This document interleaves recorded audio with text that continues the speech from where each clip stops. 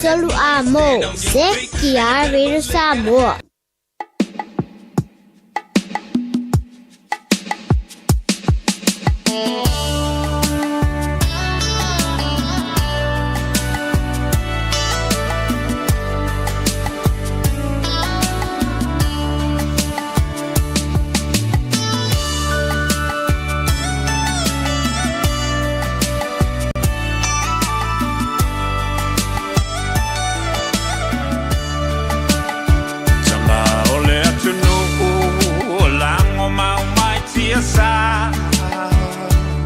Take me Oceania, ma Peretania. Loma e maesa ilimano, mo Samoa ia sa oloto, tamasese, ua malingi loto.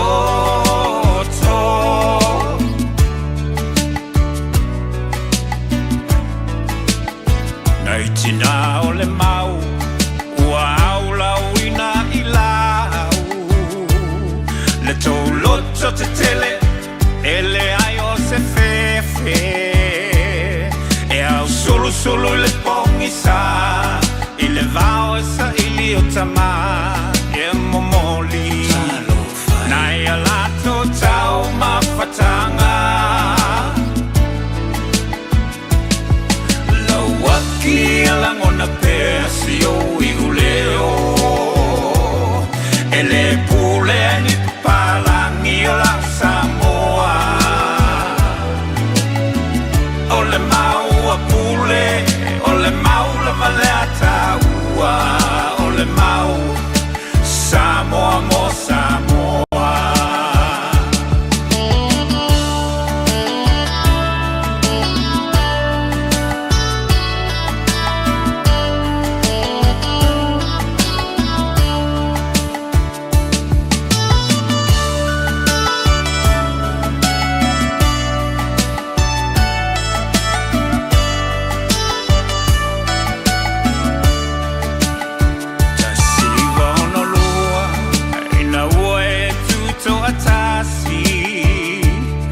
Ele toe pule o e ni palangi tu mau pe mamatala ne fa bongi sa o mata seiva ai le fa kolone na lava e fai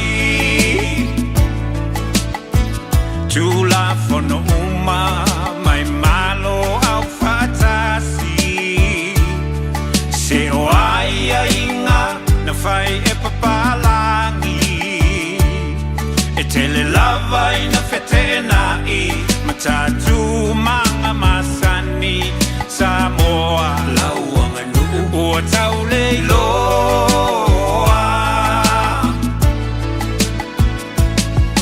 lawaki alangona persio iguleo ele pule ni palangi la Samoa.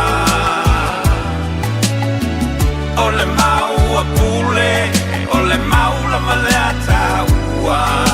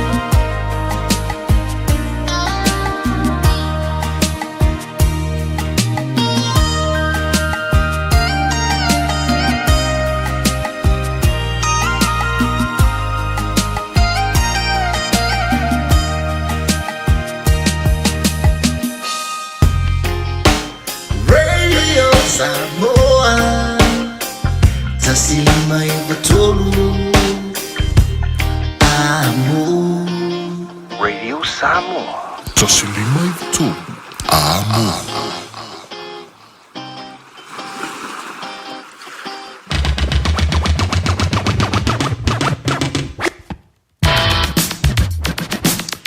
Fofogamua na o le sunga ia whalafantu e nari le nei fo I vahengo le Aoauli.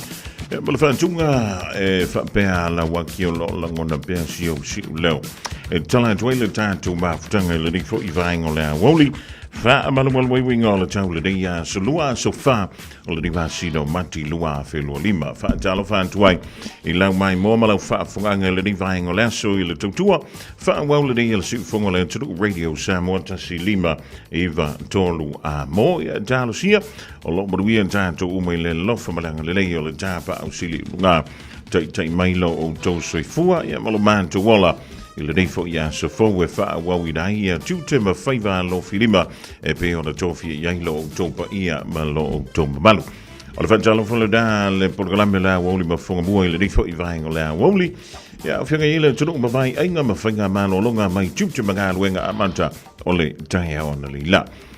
E whamalo antu I le talenga ia te tia pe o le iele tō mafutanga mai le tula iwa. Si uli mei fo I le tula se fulu ma le lua.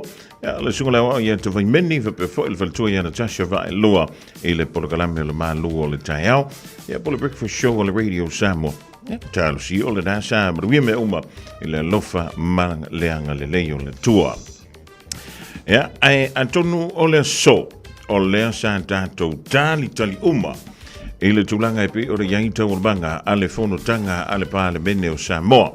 Ai leila loas wha mtalanga I le rivaengo leso, e wha atalo wha tuai au auna pa ia le tua I so se tō vine lava o lo o tala I nailo na whirangalo malo le tatalo, malo fo I le wha tō. Tamama tina ma tōla malo si o le nuku, e wha pe foi, le wha naua onga o lo au datu le ia onga I le nei ia Aoauli. Ia malo ia tau mātua le ona sei fo I le au datu, e mo le toi piki na mai o whanau I le tu wai o a onga. Ia a tono naua lau si le fia fo I le antadu, e wina tau wha le tono mai le o nanga I lunga o le internet I le tai o na leila. Ia o lena toi tolo poin, toi tolo poin na le fono mo le lua I tu la, ina ua le tutusa, ia lafo e pe o le tau mawhai I tu wha ta sia lea. Ale vaenga wha upawhai le HRPP, ia ma le vaenga wha upawhai le FAS, wha tu le tu sa mo dasi, lea olo tui whono I le sunga ia la Aouli ia le mani toa, le watea Schmidt. Ia, antonu e ese fu I la le whingalo le tumaita I pāle mia, ese fu le whingalo le whunga le whunga wtalai. Ai oi te pot, o lea o lea antātu wanga I antu iai, I se teimi lata mai. Ia, o whianga iei ma malolonga o le ria ups, o lea antu ina antu ai. Ia le vaenga mo mua I le fontanga. Ia po le amatalia leo le fontanga le tai o na lila. Lafo whaatu o le whaatu tuaina o le kāpeneta a Michelle whainga malo e pei o na tuita ia lea I le tumaitai pālemia le fionga I le sao whapito. Ia ai le leilo tātou wanga ia tu sina peserea. Tātou toi foi mai ai. Ia o seki marga ko masing. O la whapea leo na awina atuai. E le leia le awina atu whai e oe lau whai unga.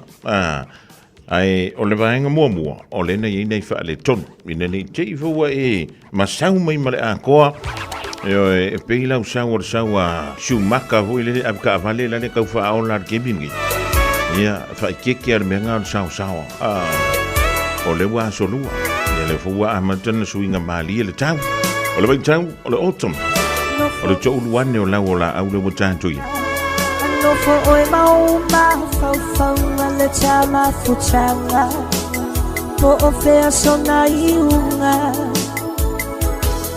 inei chala te e fili uo pei o me matani fale anga icha aule nei o chino fo tatali te hiro a se asa ba a chau no chama na I me alei alabe e fiti lama e umine o pea te hiro a I se asa ba a chau no sama na tu I me alei alabe e fiti fiti fiti lava, ei uine o pea.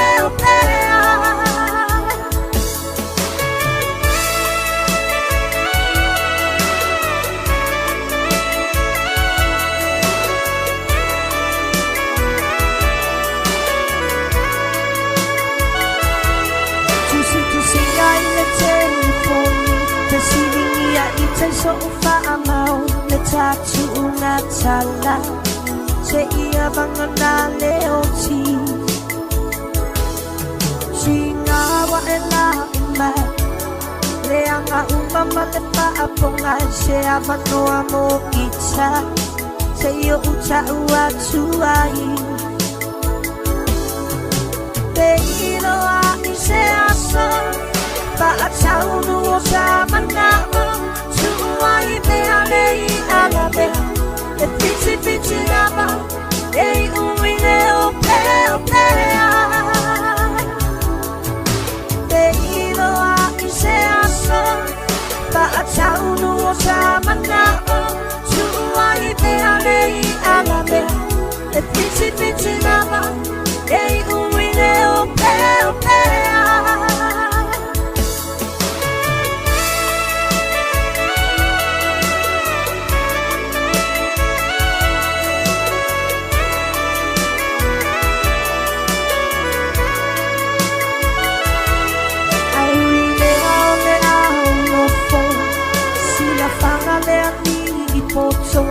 Tonu se aso Sabia ilo umanao Te siningia matani Tisanga po lelaki Se ita mai Ya ita utendo fotatali Te ilo a se aso Ba atau nuo sa manao Tuai be alei alabe E piti piti lava Ei uine o pea Te ilo a se asa Ba atau nuo sa manao Tuai be alei alabe E piti piti lava Ei uine o pea Te ilo a se asa Ba atau nuo sa manao Tuai be alei alabe E piti piti lava Ei uine o pea Te ilo a se asa Ba atau nuo sa manao Tuai be alei alabe E piti piti lava Ei uine o pea Fofogamua na mautou tasi asuao le rivaengo la Aoauli ia sao ia lo ia tau tanga foi le pa ia malo le tatou tro e whainga malo longa ia langa tui leo le malifu mai whangunga le yo le nei Aoauli o nisi foi ia e sia lava fia malifu mai le taia po e pu le alka malo makoi e fua e lunga o langa suase lengi o nai tutono le bank account lista ngata nai te ioe whainga tui foi ia mole ni vaingo le Aoauli ia e lua ia tātou wanta i o le awhapeona awinatu ia awala vai ia le afo ia le sila mai mo ia le tru o lena whaawawina le fontanga al palemene mai le aso na fil taio nei e la walunga i le mataupu o le lafo ia po ni lafo whaatutu e whaailoai le leto iei o se whaatu o tuanga o le kapeneta po le whainga malolo tulai mai ile taimi nei. Ia o lo teitai e le whionga le tumai tai pāle mia le sawa apito ia fia me Naomi. E iei nei wha le tonu lait, masalonana e mai mo ia le tai ona leila. Ia wha malolo antuai, o le atam whai atu. Ia wala walo no fosi le fia. E le i umi lava ona a ma telefon tanga le tai ona leila. Ai toi tolo po. Ia ia e le ia lo wha funga ma e silsila mai ei. Ia mawhai nei oe lau oe whaatata. E na au sina tu ualalo. Ia tautua nā mā oi. Lou suafa nei te sa wailunga i nā. Ia pe o oe o stangata mo i po oe o se itu. Whai tete. O le teimile nei. O lewa stand by umalwa enga lea. Ngā au sinka mai mea ia wha soifu. Lono winga. Ki angera ia o rau poipa. pea ele fia mai mo mai lunga lo ka ko porkala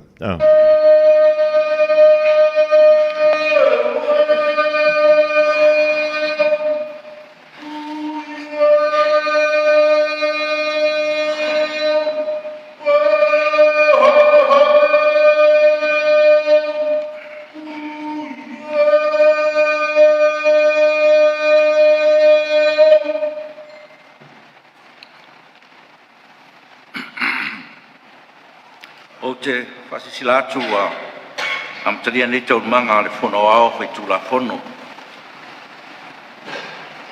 O e lava na e fua ino e vaipuna ma le alia. O e lava na mamate e vai tafe te tele. Lo ia te oe le ao, lo ia te oe le pō. O e lava na e saunia le malmalama ma le la. A o mana tua le atua o te atu tuwale ai.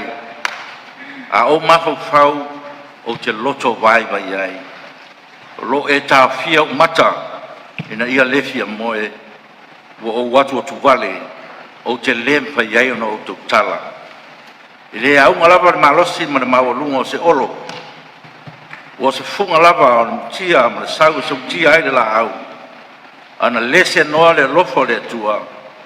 Ele ai se tato malosi te atua i pupo ngā o sabalinga. Wanga le leile atua le nei tai au, wa ia wha parepare lava i o tato manatu. Uwha momoe pēr ona lava alofa, au wa le o lona to sa. Le ola fau, ma le malosi fau, wa ia wha la ei ai lo tato wala wina, i le nei aso fau. O te ofo alofa mwhata alofa atua i tulanga alo ia, i le pa ia o le pare mene.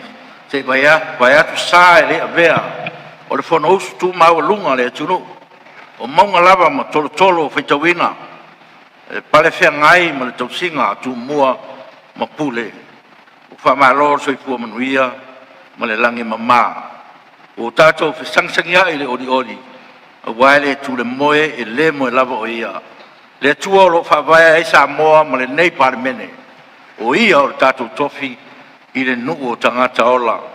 O te ofo alofa, whata alofa fo i pa ia o tātou maota, a whio mai sui mtanga ruenga wha alaptonga tu maota il malo, e nane le mamalu niso le tunu o tātou au whatasi i le nei tai au, ma lor sei fua mnuia.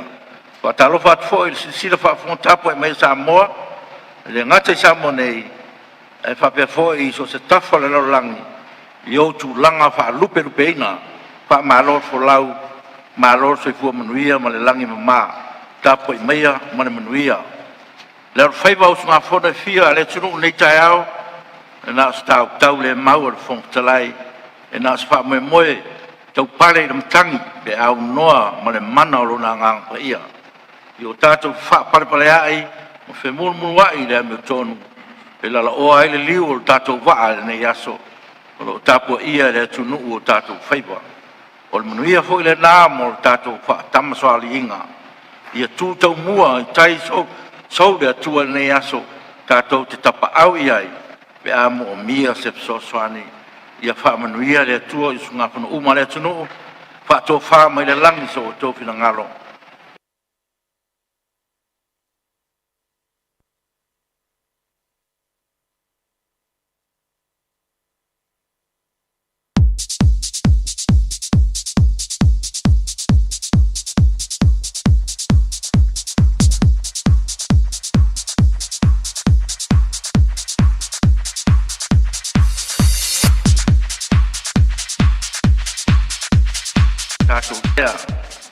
Wa ftongi ai va soi o tua oi fina ngalo le tatou fo launga fa pare mene le nei vai tau.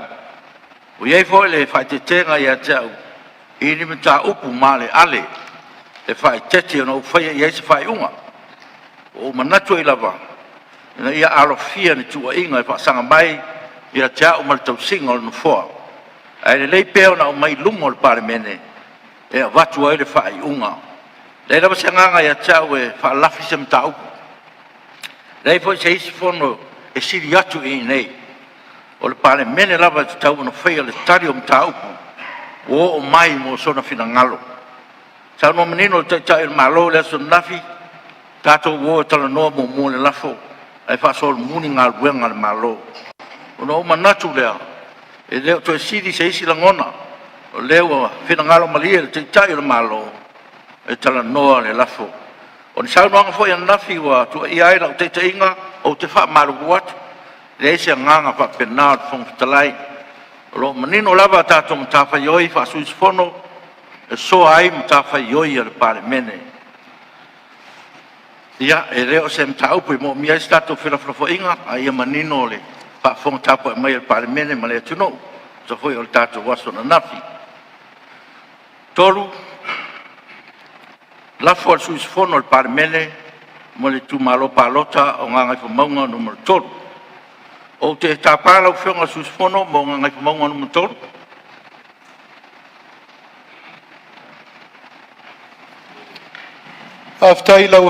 New World Same Day Click and Collect or Delivery is now available. New World, find your wonderful. T's and C's apply. Super.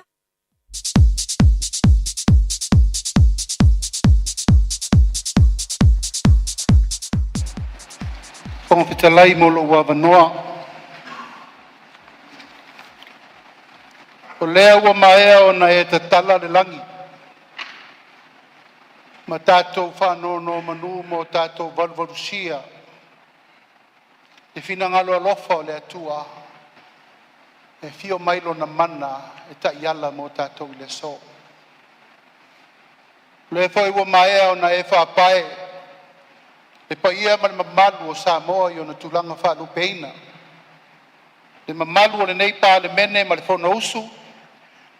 Ai mai se le tapua inga Samoa lo tapua I ma po mai le fala. Ma ula le ula le nei tae au na manatu lea. Pala le to si I se matala langa. O le wa e mai o na fofola.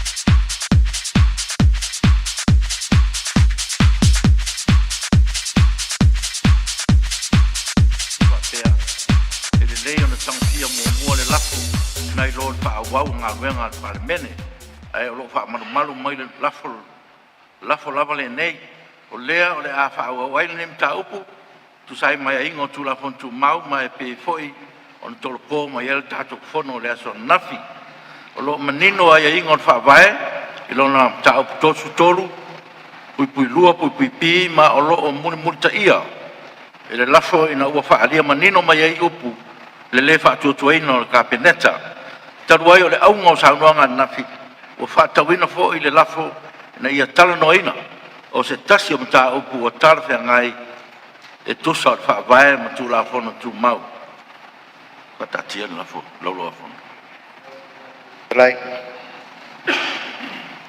ia tu le mai lau whenga tu mai te pāne Whafstai tele mo le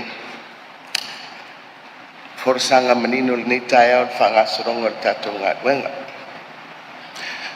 o le mata upu o le lafo ua tulai mai ai sui o nganga I whamonga numero tolu lau whionga I whongwhitalai e whia malamalama I le whaangasoronga o le atato wanga I atu iai o le tūranga mua sa iai le whaitau I lau saunoanga nafi e mai mata upu nei I le mauta e whai atu ai se whai unga. Mo ala o mea process lau whionga I le whongwhitalai. E whaafsiri atu. Ona, o le vai aso le lai le aso lus fulli mau Februari. Na whai ai le whai unga le whono le nei. I le mata uku lava le atasi o le whatuatuaina. O le kapeneta.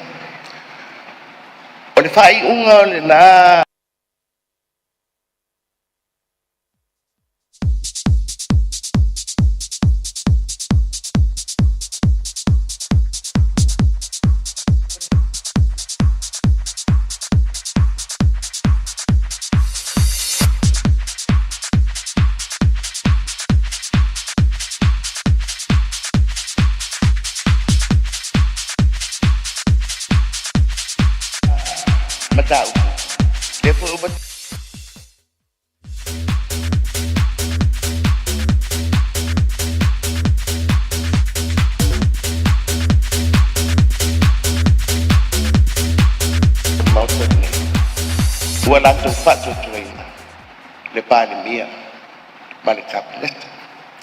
o le whaafisili nā I lau whionga I le whongfitalai, I le alo mea, ona o se mata upu ua uma o na iloina I le pāmeni, mai le mamau atu fo. Whasosolo atu le mata upu, se manua maua lo wāpanoa, lau whionga I le whongfitalai. A whai o le ai se whina ngalo o le mauta, e talia le toe au mai o le lafo. I ona tātou whaasolo lo lea, I le tino o le lafo e pei ona tūrai mei, e le whionga I le sui o ngā ngai whamaunga. Mai o te whia malam la mai. Lau whionga I le whongfitarai, ia tātou uru whare mai I le mauta ni taia o le ei tusi. Tusi ale taitai o le tuangai.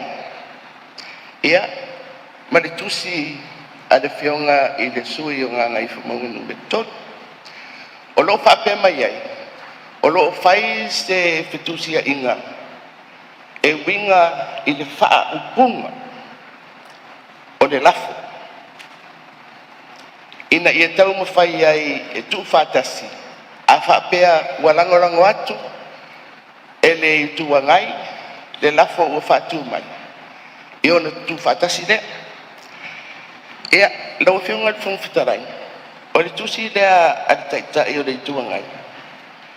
Ia, mali ia se whaitau atu whaperitania.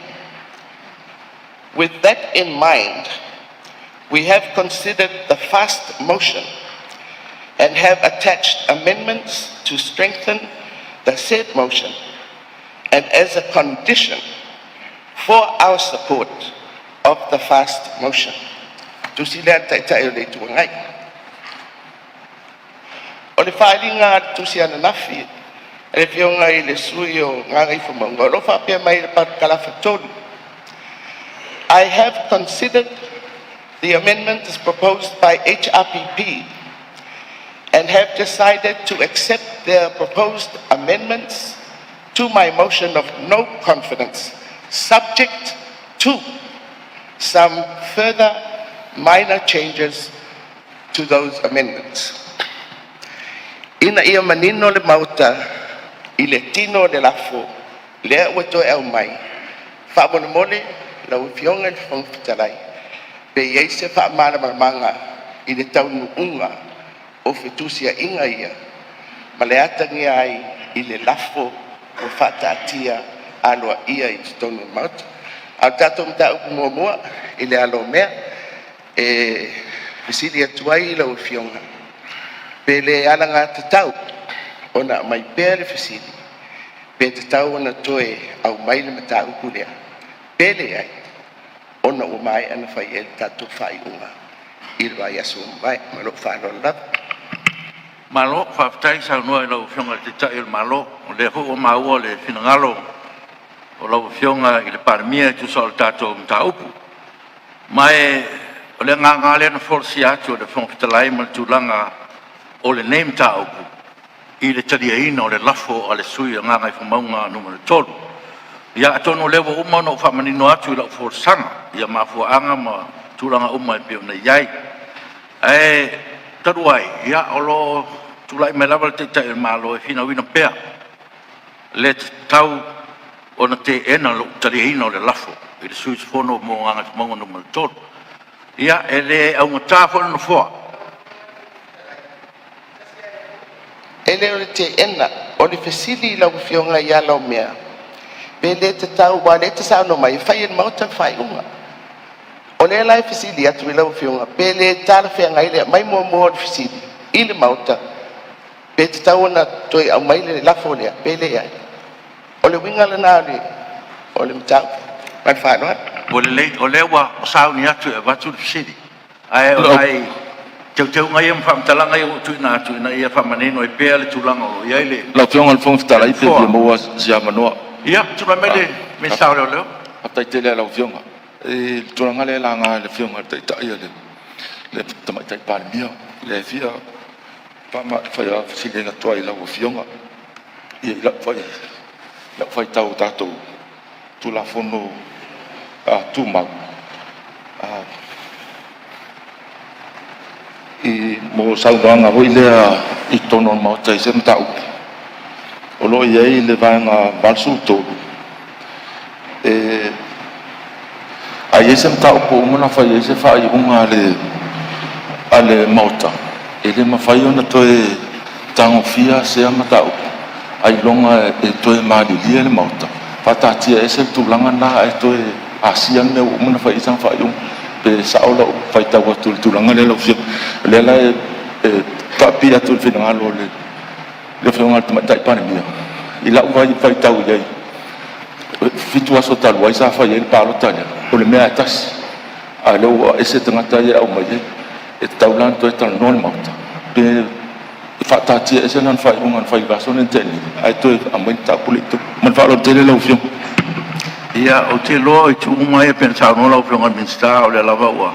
Uman whai lo atu no fua. Ia mafu anga fo nā le tari aile. Tu e tuna mai le lafo o na iei mafu anga pe no whai loa mu atu. Ia au te tonua e pere au ngā leo tau noa le tamai tai paramia. E le ia le vatu pere te siri le paramene. Pe ta lia e le paramene le tūlanga lea. O lo ta lia ina. O le lafo leo to e mai. O le winga ngama le tūlanga o le ngalo le tamai tai paramia. Ia se tūlai mai lau whionga te te le tuangai. Kua tu le. Whionga e le. Whakatalai ia. Leo le toa ngai, leo pa i o Samoa, leo umona e whapai ai.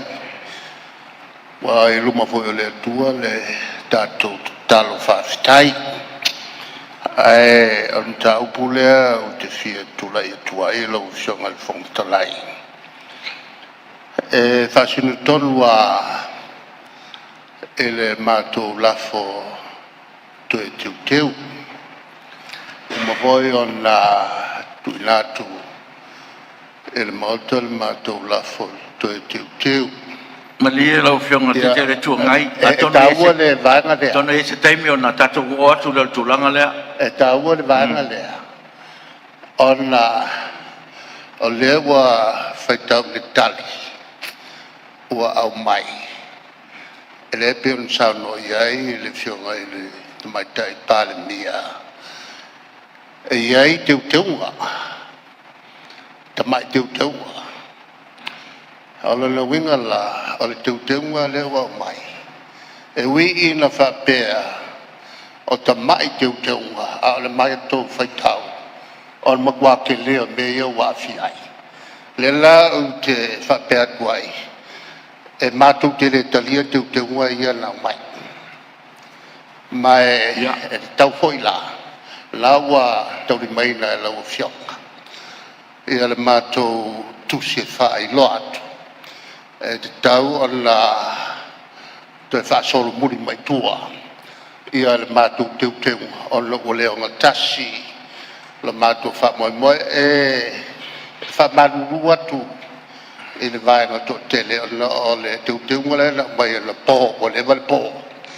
ele tal fengai mal mato foi vai ele o tasi mal mato tau fina batu lo no vinga e mato tele la molina e le la fole o fatu mai e la uli mal la tomana ia o me tonu ale lo fenga te tuanga le sa tau so sonia tu no fo ona le ta tau te la sia le vanga tonu ai o teu teunga o le foi o mai nei le tadia ina ele la foi tu o le swinga le no to tape nei no mai la na le no fetu le tala mo se fai mo si pe talia parmene le fa mo pe na ye la so nei pele ai ia on tatu o trole ano liole o le la folea ia mani tau teuma pe tu langa tonu na le sa tau fetu no fo te tu lai mai le suio va mai bon ma ton so sonia tu la van tau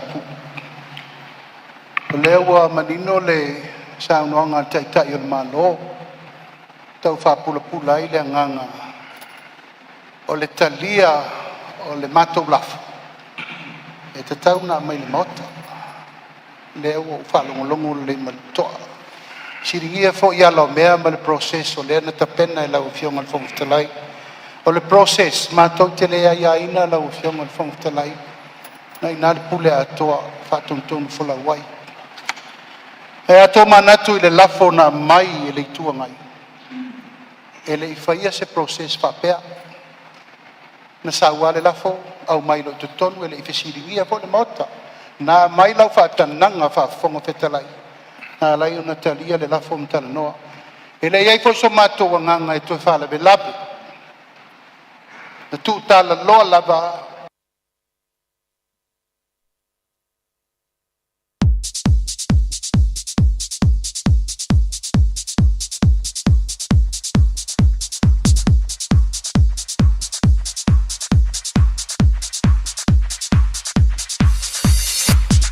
matato na sauno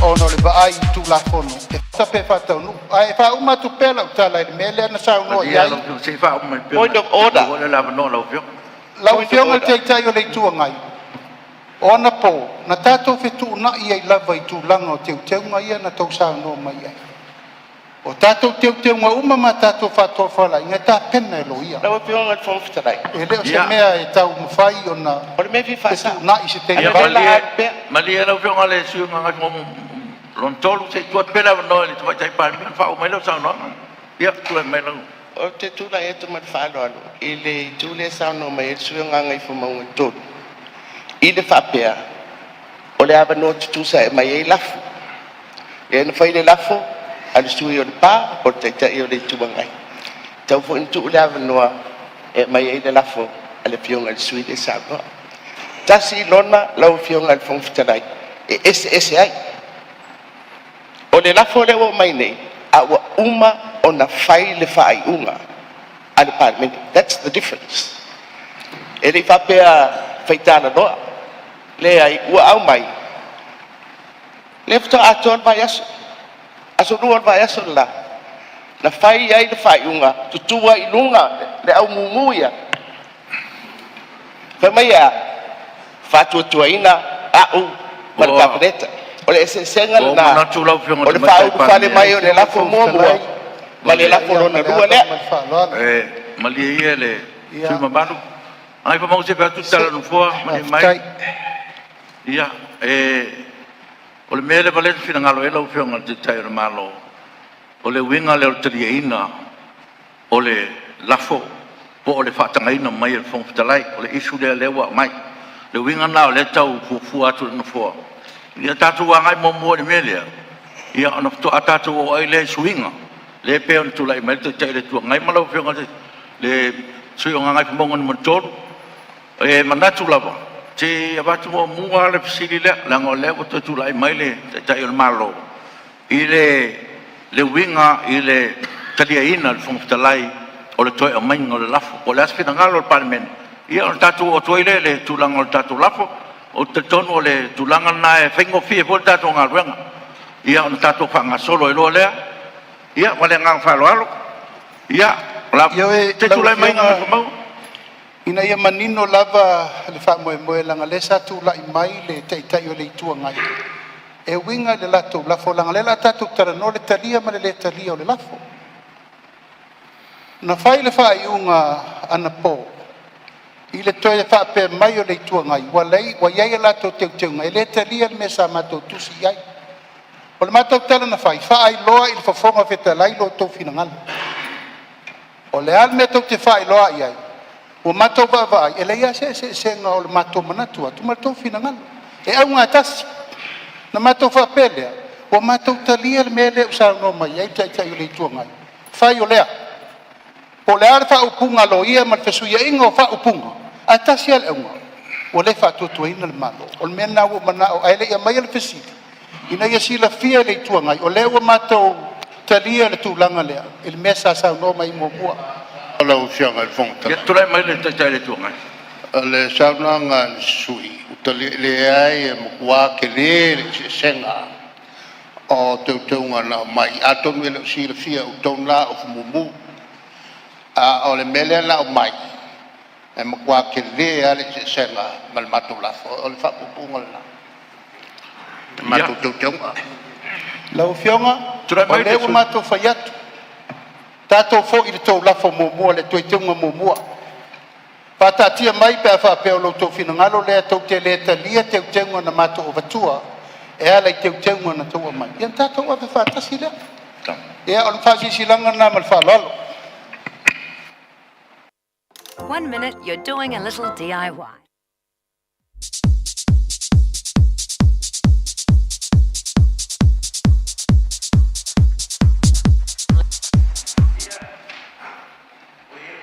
Fua. Ia wa fesese ta il tato maota ona o le lafo ia mateu teunga ma ia ina ia talafe ngai fo i male tapenanga fo il kapineta ia o se tulanga tau lava ona tato baba ina ia manino ia tulanga wa ne teunga ia manisi fesue inga mulmuliane ia ele o sifia fo il kapineta la to mo la to fo tapenanga ai wa ia le manato no fo o le a ta tiel tato fono la tato malolo sina lua tula se ta pena tato me fa le ton io na vate foi le sili e pe o melen fa tula mai ele para mia lo fianga al fon tala ia tula mai pa tai lo fianga al fon tala mo le avano o tula ia tu male fa lo te e sai on fina ngalo la fole fianga le ke pule na fa mo mo tol na o manino la va forsanga fianga al sui e winga le laf o no winga la o te unga le na vatu e matou e tu sai mo fina ngalo tau pe pata ki mai ka ko wo le laf o le wa fata oto mai re ta pipi ia pe le nganga tonu na fina ngalo le fianga le ele sui nganga i mo no tol ia ma falo la o le sau no mai le tai le tu ngai le o talia pe o mafu angal na le tau watu i pese tala no fo ina ia ele ngata ina ia mar mala ma umole maota ia ina ia fa fengo fi po tato ngal wenga te tu lai mai lo fianga fo tala malia lo fianga te tu ngai tu lai mai le fa ku se mangaku e nei lo le fa mi ata ka ko malolo ia kal ngoi fa mangingo i mei e kua tu lai mai lo fianga mi sta ngal wenga trai malole fa to ole le ala tonu alian o atua i lau fionga ma le lafo le malo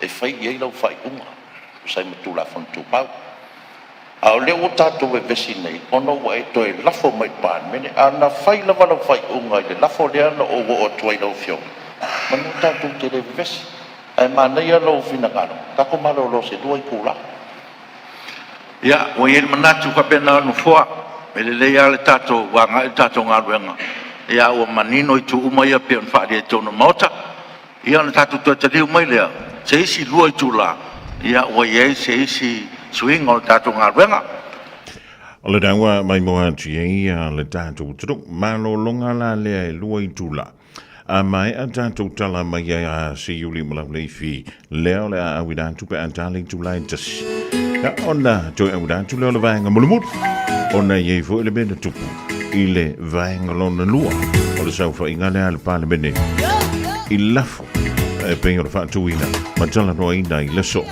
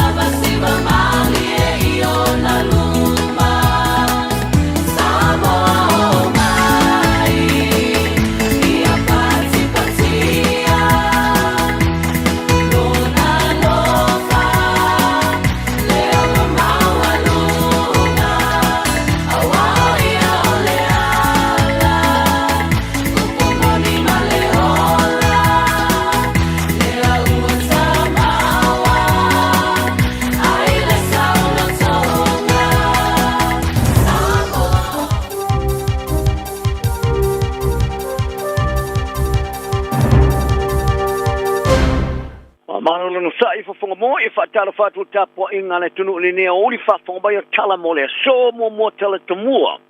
Mai sa mo tue kōrapo fo i whonatanga le palemene ne ia toi whaia ni teu unga I lafo whātu mo le whātua tuina o le palemea.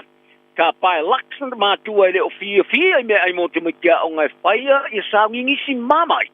Ma se apa ko ui ako. Ta longa.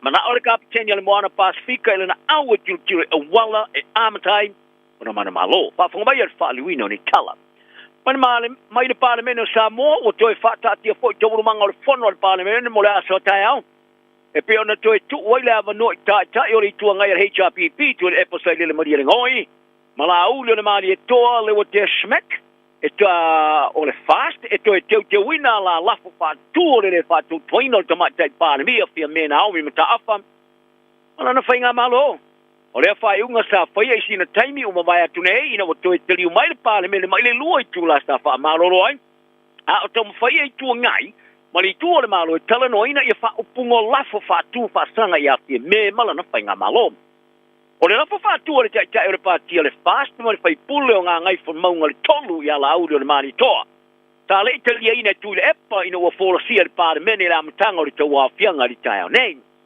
ina ua mai afeutana inga mala ule mari toa mala nei tu I lafa tu e lua o fatu toina sa faaria I loe tu lepa wala la tu le talia ina la lafo na eleo nga tusa mala la tu tulanga o tuai ta fe sitting e fia me le fonga ftalai pe o tala fe ngai mo le moto na faia se fai unga I le la lafo e tasi ta faia ia le fai unga I le vastuai o fata tia I loe le fonga ftalai le fonga tanga mo le lua I tula ina I talanoi nai nei faaleto ni tua la so taia o la to wa fia le parlamento I la fa tu le epa mala audio le mari toa ina I manino ai to te tonga mo fai unga le parlamento I kala no ina mo fai ia o fa le parlamento ni sila costa falaksan o ma tu e o fa mali ina por kala me fo mo me ai to ma kia onga e le tawana la to fai sa ngisi ma mai ma to se apo de tono le ato a onga ale tama titin o le fa amtalanga laksan e mo mai Ine telo ni fai jonga I fa fi tauri uri pite winga por kalame mo me ai tama tia onga ale malo le e au pia mo se li poti muli ne iunga po plastic ta mu ma melt I me ai tama tin ila na fa tele no anga mo le tole ni stoke said be le tao ne sa fa li laksen o ma tu e o fia ne me ai te tau na tau ni ala va ila to me ai mo la to fa down ma ia taua e sili atu ia te ia le bea mamata whaio e mātua le whangai no la to wha nau nai lo le malo. Ta mō atu wha li e laksen e iai no na wha moe moe. O le abe atu o tō le tāu la ia le minister o langoa o onga David Seymour I le por kalamo me ai tamatia onga. Ina ua wha ailoa le por kalamo le checkpoint ia tunga lunga ma ia onga o kilani sifo e winga I me ai tuai tau no. Le ma whaio na aia wha awau I me ai la mai tasi e sa palaya e pole le au sia le o te pula au mea ai tausi toi ua pole dietary food restriction. A e ui lea sa ia whaelo I na foi. O nisi o ne mea ai mali te liwaina e re o wha amari e inai tūlanga te tawana iai toi le te liena. Ma ia whaari ai le News Talk CP e si atu ia te ia le aua le ne whai ai le malo. A e au na ave le mata whai o ia mātua e whai ai mea ai a lato whanau a onga. E lalo to e teu ngore tu la fono tanga chiteni New Zealand o le ai nei na marasi anga e la to te tau fia tanga tu la fono I to stemi le oilo ai o le citizens arrest ai o se tasio professor tu la fono o e faalia o te ngata fai ngā ruenga I paloloa e le o o ina o ni leo mani o onga matautia e whaau no mawhai o na o tu mai ai o le ato e teu ina le malo i le tu la fono soni ngā tu la fono Ine ia tu ina tu ai tangata lau tele New Zealand le tele atu o le selele. E la tu te saia se tangata e ngau ia ni oloa mai whaloloa. I se tamu whainga. E pu e vai ai le whatupula I o le lima tunga vale ma soni tu la fono I whaloloa. Ai o se tasa professor whatu mo I tu la fono I au kilani saia longo. I le vai ngo tala ale the details. E le o yesun te tununga ni sui o tu la fono. Ma ia tiloa I la matianga e yeso o tanga matanga te to tasi. E tau mo whai e sai tanga tu la fono. Palia Professor Mark Hannigan, o se tu la fono le awha a malo si e tangata, e whaia ia mea au noa ma se upenga o se saonga le mu. Wa peila mo o le tawali lungo se mai au noa ma se neti, mo le saonga le mu pe apalasi iai. O le tu la fono o iai nei, ele o pui pui ai fa lo loa e po tanga te whainga runga se kula ti mai le mori eina. Pe a whaia te mwhai tau fios tanga tula whono isa teimi o le aso. Ai pe o le tau o loa e ngā oia e la loane male a whetā la. Ai lalo le tula whono fau o le ama whai e tanga ti tene o le wha au la vema tau fios tori tula whono o le sori o le tula whono sori ngā tula whono i so se teimi o le aso. Pe a whai lea e vave so tai leo leo ma muni ta ia o ato whatonunga. O le atu la whono lo whapea mai, o le malosi tala whengai po le reasonable force. E mwhaena whao ngā ina le teime saista iei seis. Ai o whai tionga wa vevela le tūlanga e whai tau inai. Pe o le ali tu aingo malosi tala whengai. E whao ngā pe a whai e tau fios tanga tūla whono ese tanga titseni. O whaalia le malo, o le atu langa o le a whaamanino ina e pitai. Tā longo e Professor Hannigan i le the detail. E masani ai lava o na whaalong lango i tūlanga o mea e tupu mai. Mai e tā uai malapateia, e tasi lava le tui, e mo whai o na whanoai se ola. Ua papole e union tanga te whaingaruanga, ia e inga whātino fōu o le malona, o tawhia tua ia te tau o tanga te whaingaruanga whāwai taimi, o i le Pasifika. E lata ele iwa afe tanga te whaingaruanga o ia i nei New Zealand sa malanga mai i lalo le Porkalame o ngā runga whāwai taimi.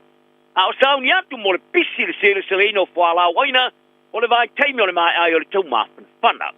Ai o suinga ia e ingo whatino fōle no winga o te ngata whai ngā luenga e tele le tomai ngā luenga o le a le to tongia ini to tongi te tele ma te tongi o whale mau tongi o le ACT o le tamai tai a Antonia Lili i mai le union te whai ngā luenga le Workers First Union o i whaalia o tangata malanga mai o whoina i ngā luenga leipatongo whie mai masaniai o na misia mai ai nei whaamanuianga tusa pe o tangata ni Sila. Whaari e lili, o i la tau e whaavaina tūla whono e mo mea o na mana nati e winga. I la tūlanga e mana na o e tausia i la tau pe a whai lea o i la tau e pikina whala au aina. O whaari e taitai o le pātia le Labour Chris Hipkins sale e aise whaaloalo le presidente o Amerika i wheu po inga talua i nei ma le presidente o Ukraine. Ma ia whaali ai, lona pupolenga tele i le whinaunga i le official presidente le Oval Office, i le vao presidente Donald Trump, ma presidente Volodymyr Zelensky.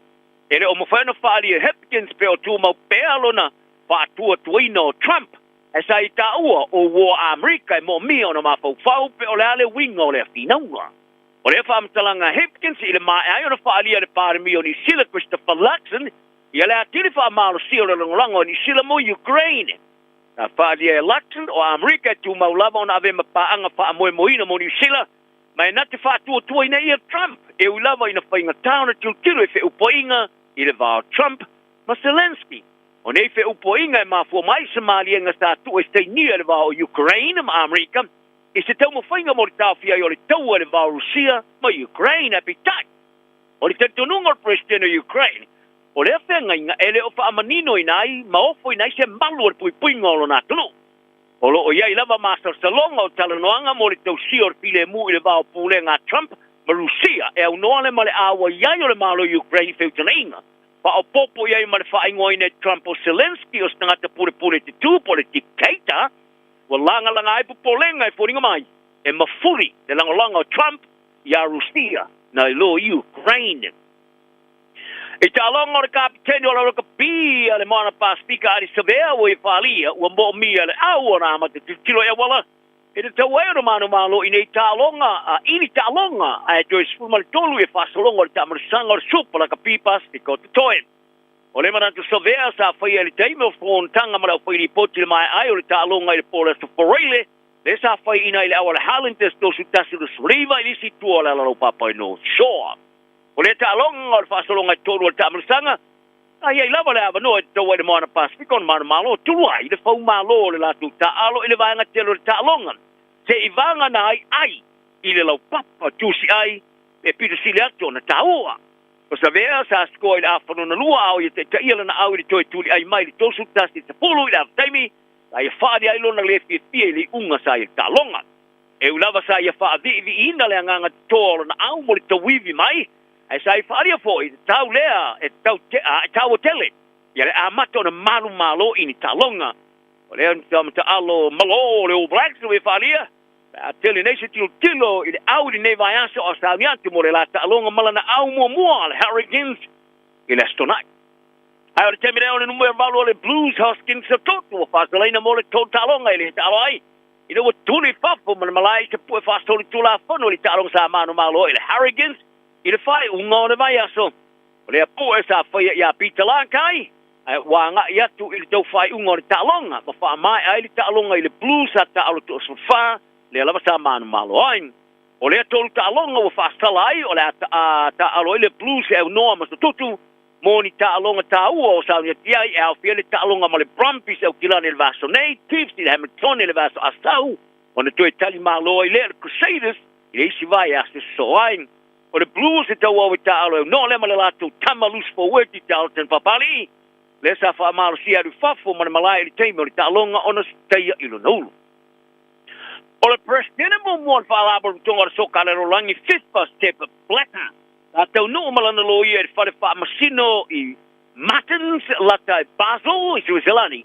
Mo lona fa masnonga o pili fa pitoi le so. O le presidente mo le FIFA sai fa ia o ia mama ina o tula i fa masnonga i Switzerland. Pa te sei mana tama soka longo mo frani ya Michael Platini. Ili tusa male lua male afatau sanga o mawai. Lea sa tau whaikilia ai mai ini mo a tua inga i whainga whangoi.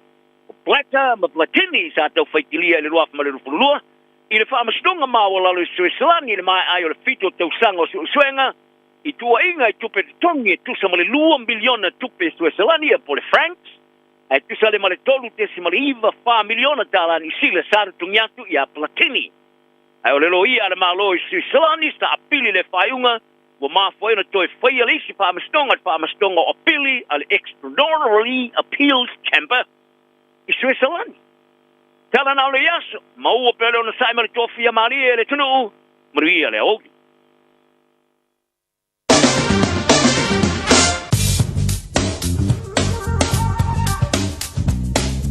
Fatalo fato lau tala ni o le tau mole so mene aso atai au. Winga le tau mole so e awa o ai ni se taimi to ulva vasolo ai nei timu mai le Aoauli fa solo ina mamawhati munga anga i atu le afiafi i ono emo wina mapapa fai titili. E fa solo ina angi mai sa vili mai sisifo i le Aoauli. Bevela fa mawina i luasifu fati keri ma le malu luasifu luono ti keri. O le angoto i fo le lai le afiafi i le toi tolo minute i le tu la e balu. Mo le aso atai au le leiwi ngo le tau e angi mai sa vili mai saute mai malosi mai mo sina taimi i le Aoauli ma le afiafi. Bevela fa mawina e luasifu tolu ti keri ma le malu luasifu tasi ti keri. O le ao soa e le lai le iwa minute e te ai le tu la e fitu ma o le angoto i fo i le toi fa minute i le tu la e balu i le afiafi atai au. Lo tala nau le tau mo le so mo le aso atai au.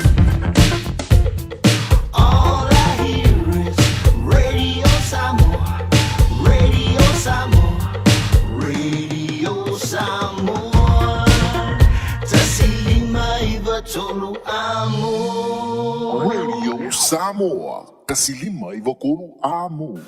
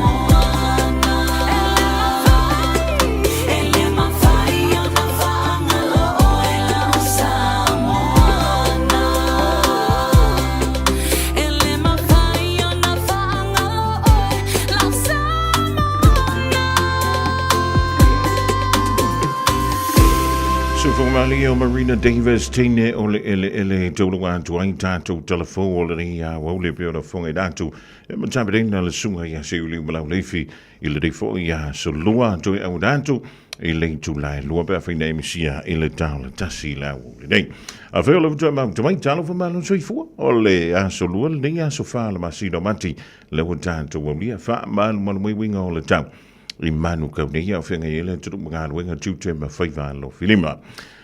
O le tau na le la le na tau sui ai le fono tanga le Parlamento o Samoa ua mai a fui lau na awidatu. Ia le vaenga mo mua o le fono tanga. Ona ele I umi lava ona talanoina lafo fa atutua le HRPP. Ia ma le vaenga fa faya le fa atutua le tu Samoa ua tasi. Ia ai yelo ma le fa unga le fonga fitalai le bauta. O le a tolo pole fono, se ia mai a le lua I tula, ai se I toi ilo ilo, ia man au ili a ti, ia au lape o lafo fatu e pe o na talanoina I le taona li la.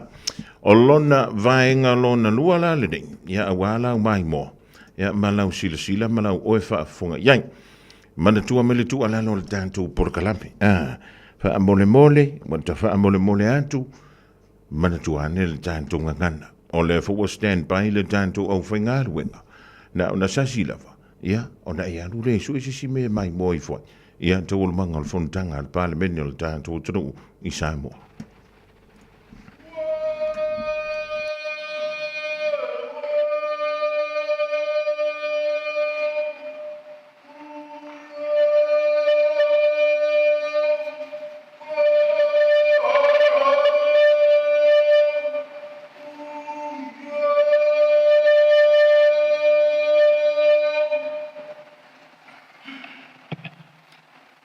te fasisila tu to am tiri nei to mangal fono au fitu la fono o te famaru dua tu pa io parmene ono le pa fuse io le to fatati esse aio tatu to mangal nei taiao ole no te inga lava te inga fon fitala ia manino le fatati anga so se mta upo tu na mai lumo parmene e le tau na fatino se fainga tu fonga se mta upu fou fa au fi mai ai le o si da fia le sui mamalu al parmene ya fainga masani lava o tatu ngalwenga tau no lo mia so se mta upu se fainga tustusia on fa tatia ile lumo al parmene il ne lava mta upu o manatu e tau on tatu munu ta ia fainga masani e fa to tai ai ta upu fa penei o le a tu natu le avanoa le susfono e ana le lafo susfono mo nganga fa maunga numero tolu ma te tai le tuangai e to ta pena fa le mai au to ngo le lafo I se fainga tustusia ma tu ina mai le fong talai ai kopi fa lo tusi le fono au fa tu la fono e le na mal mai sui malu ile ala va o lo tato folawai ma faingo fia e ta pena fina ngalo mo ni sauanga se fainga tar fe ngai foi le na fa ia ona manino le taunu unga le nim ta upu o te tal manino to ta upu tu lai mai te ta il malo mo mua le nga na foi fo ia ile faingo tato ngalwenga le foi wa manino tu lai mai te ta ile tu ngai lono winga o fina ngalo fo ile to telo parmene ai le ono tato fa nga solo le lafo sui malu nga fo mongo no tol na ia manino ele tasi se tu ai nga vote of no confidence ele ai ni papu pui e no ti ai e tu pulava I so se parmene le tu ai nga mta upu le fo sa no manino te te ile tu ngai ta nei e mtua ese le nga o la tu lafo no pasia taruai e le parmene ma le lafo lea al sui mo ngai fo maunga numero tolu tasi le tuna ai fo ia fo talai na mafuai ona fa te ngese san fa unga le na manatu ai fa tanga le au mai pe o le lafo e fai ai e parmene fa unga pe talia ma tala noina pe te ena e fai ta telefo ile fo talai ona o fa ngaina ai ingo tu la fo tu mau bar su toru pu fa e pean fai lo mai stasio min stal capeneta si la foi e ese le naturo nta upu le sem ta upu o lo ia lon so tanga man fa vai e le fa tum tum lima fo ila ia se va ai ale fon talai le ana o manatu ai fa tanga tu ina mai mo fa ia o se fa unga le pale mene wa tonu wai le fon talai fa unga fa pea o le ale se fisili tu ina ala fa nga solo tonu ino le lafu Samoa malau sisira fa fon tapo mai e aso suatu vai malu puenga pe afai wa ia sianga o sala la pale mene le afai foi o mata mai wa fe toto wa il pale mene ono le le manino fa so longa wa nga wenga be no to fa fon mai se tau fa ya to fon talai o le tu le o fa nga fa nga tu fonga e au mai se mta fo to no pale mene sa tau on tu ina mai i fa nga ma sani ai il pale mene o i o le fa unga o te fa loa tuai o le atar dator por datu fono ai o te fa tuaina nei to ta pena fa le mai te unga le lafo i se fa nga tustusia e le suis fono mo nga ngai fo maunga numero tolu ma le tai le tua ngai ma tu ina mai fo talai ai kopi fa lo tusi il fono au fa tu la fono ia le silia le tu la sfuru lua e le tu tono le la na solulu lima mati lua o lima ai ta to tere tu po o te tasanga tu sus fonto mai tai mo le pata tu pa lalo i sa ni stato talo e fa i volta tu fono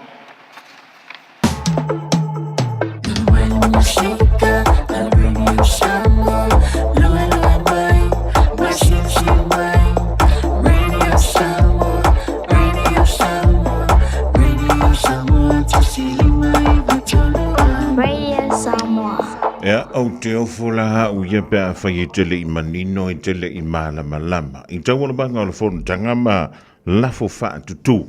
E pio ni e le lafo o le ana wha tuina e le vanga whai le HRPP. Ya ma le lafo wha tu foi. A le vanga whai le fast. Wha tutu i le tua Samoa o Watasi. Ya e mai ala le vanga lo na lua o le whonu tanga i le so. O le watoi tu i nantu le vano e le whunga whatalai o le monta. E le sui a whai pole, nganga i whamonga numero tolu, i na ia toi tusia le leima ia whaamadino mai teuteunga o le lafo. E le ngantoi lea, e whaapea foi. Ia le vanga whai e pui a ia tau tangata le HRPP. Ia le itaina le sifuru ma le lua i le vailuanga o le aso hantai au, le Aoauli o le aso hantai au, le aso lulu, le aso lima le masido mati, ua taunu watu na teuteunga i le ofisa o le fofonga whitalai o le Mautafono Samoa. Ea, ono toi usu ia i le o le fontanga, i le aso tofi o lo o lumana nei. Ea, a tonu, te fo ia pia whiteli manino. A whiteli manino, ia, se kako ua whaasawali vali o le ngiva e ngole Aoauli. Ia, e whaasawali vili o tanto langona. Whaasawali vili e toi mo tanto mawhau. Ia pia no whea tu le telo le taimi. Awa tanto te nau tele le ia. Ai makua pala i le upenga.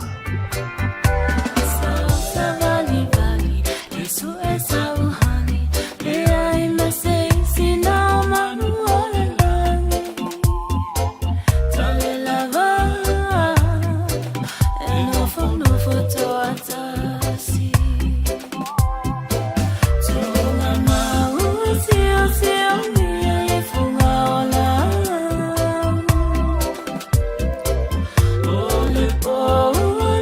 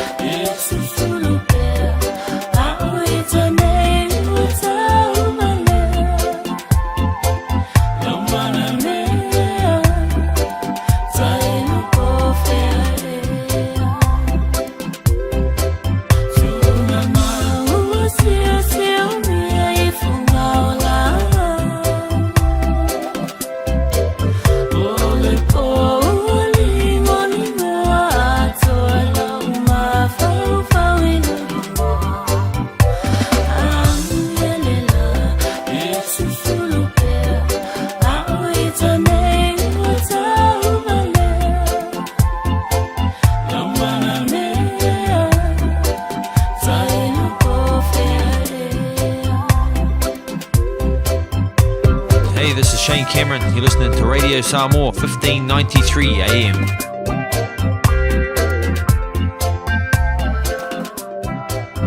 O e sila fia me e whaatino e mawhaiona e umia i sou fale motu le lumanai. A whai fo i sou fale motu, o e sila fia me whaiona whaatino ni isi o fuafuanga e whaonga aile equity o lo fale. A wane e misiere por kalame o le malu i fale, ia fiafi o sururu taitasi le se fulu e te aile whaa. O le a e sila fia ai au wala e mawhaiona e umia se fale motu le lumanai, ma au wala e whaonga aile equity o lo fale motu e whaata wai se isi o fale, le por kalame o le malu i fale, ia fiafi o sururu vai aso taitasi se fulu e te aile whaa. E te mana o e maua se lumana i manuia o lo wā tali i polo wā whawhine. O se fulu nei tau sanga o whaatino le Pacific Advanced Secondary School lea au aunanga. Na whaavae le nei a onga e Sir Michael Jones. E whaonga ai nai ngangana a le Pasifika i le NCEA, STEAM ma le waka ama. Maua fua o fua onga tai le aini pili a onga. Ua uti a wanoa mo le lua o lua lima. Mo nisi whamtalanga wala au loa le pas i le o valu se lau valu o fitu lua fitu fitu. O valu se lau valu o fitu lua fitu fitu. Hei! Au ona ia vea oe pei o isi tangata e manatu maa i le wha iti ngā. Ele na o le inu le vaiti polo na seki ai lea. A le vave tonga fitia le wha iti ngā. E ono o le tūlanga e maua i le fever rheumatica, ma e le ai lava se tasi. E mana o e o se e pele le nā tūlanga. A ea. Ave loa nei o walo, e whaile siaki le fō mai whale ainga, o le tausi mai le aonga, po le whale talavai, e vave, whaingo o fie, ma le mea sili o na tāua, e le totongia, e ma whai foia na whaile tui o le paicillin, e ki lia atoa ai. Saula ia Samoa, i le nei vai tau o le tau mawhanawhana, ia tausia le leina i o tātou alo ma whanau, whaile siaki, ma whai loa le tongu fitinga. Mo nisi whamatalanga, sa iliana i lunga le social media, Stop Sore Throats, pe asiasi i lunga le upenga ta whailangi, stopsorethroats.nz. Radio Samoa. Taslima iwatolu amo. Bread of life sent down from glory. Many things you were on earth, a holy king, a carpenter. You are the living word, say it now. Come on.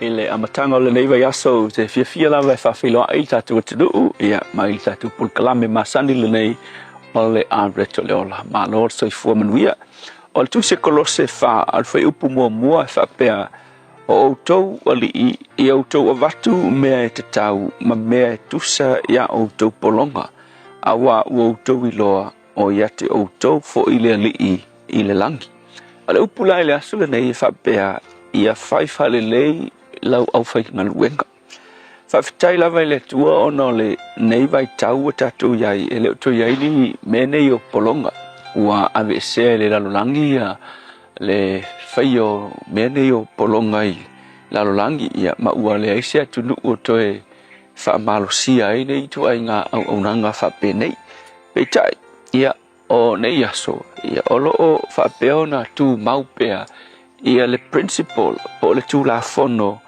i le vao menei o polonga ma o latou matai ia e leo ko iai langi polonga ai o le principal po le tula fono o lo apalai pea i le vao tangata fo ie me fo io pule ma latou tangata whaingaluenga ia e mawhai ona apalai i le vao le pule ma lana tangata whaingaluenga a whai o se pule se itulo se ngaluenga o se supervisor ia e te tau ona tā ua te lea te oe au tangata whaingaruenga. A wā o le melea e whaale tuspa ia e tā ua te le i luma o le atua. Nga te tau ona e treat whaale lei ia tangata ia e whaingaruenga i lalo oe. Ma lea tā ua le tuspa ia tā ua te le i le atua. A ua e te whaimaile te tangata. A ua e te waai i au tangata whaingaruenga. Ua pei o lau waai se masindi. Ke lo le masindi pau al mea le masindi e fai o le whaonga ina e produce ia ma maua mai ai ni mea fe mai la tala le tangata lea Aua lava nei eva aila o whainga luenga e pei ona eva aia ia le masingi ia e loa o tangata o whainga luenga le whainga luenga i lalo oe e le o masingi o i lātou o tangata soifua e tā ua tele i lātou i lumo le tua e o isi la tangata pe whele le e pele tangata le whainga o ngā luenga ia e maua mai engi mea e ele si ele ina sa fa matala lo uso ia sa faila na kon karate foile ave lori faianga lori o kaule inga ka ave lori ya sa ro va ku se uso lo uso ngai ila ngala senge foile ave lori faina ave lori tele ya lu loa fainga luenga ave lori ai ya fe mela se uso le a o ya sutongi ya wa fiu ka wanga o ka wanga un kar kom e o lo le sto na i foile fa la ku le ia na la ku le ile o ngale kon kala ke loli New Zealand la ku fa mai ya kul mele fa il ko wasa ya ngo singa kupe foile va ko fa ile sa ya ko o le si vai aso ya ko ki nga inga fo si uso le fe me al fa nga luenga le lodi e o fo le weekend ko nga pe ai le ai fo se pe ko e pire fa fa le fo le pe la ko ko fa pe ko ile sto na ila la sa ya kul mele fai ko wasa ia fai meu fai so ala ia itaro lo uso fa ku vai ele se me fai asal me le so ele me ko se lo ai nga mara fa nga u yas ia tele foi la tanga te fa pena nga nga banga nga oe ki nga lue fai nga luenga il vai so ato ai o mo fonga nga ole me fai ele aso sa me le mana oi ai le upu mo oi le aso ngai ia treat fa le ia lau o fai nga luenga o mea ia e manatua o lo o iai lo matai fa peila va nga ve o ele pule mo poso le tangata le whainga luenga fa lango ia te oe e va aia ku ia ki oe lo tweeting o i lato mai la apostolo ia e manatua e fa pena fo i oe e iai fo i lo pos o Yesu o Yesu kai mi wa tweet le ngai o Yesu e ua le anga le whainga o Yesu ai longa ia e manao fo i la le tua fa pe o nga lofa Yesu ia te oe ma treat fa lelei oe ma fea whainga oe ia fa pe na foi ona e manatu i le fea o le whainga o tangata whainga luenga ia manuia te lenga luenga nei aso manuia foi fa le whainga luenga o lo e whainga luenga ai le tua fa fitai fa manuia so se fa le whainga luenga sili ona e lofa ma anga lelei ia maua le lofa o le o lo pule treat lelei ai lana au whainga luenga. Ia vi ia lo suafa Yesu. Amen.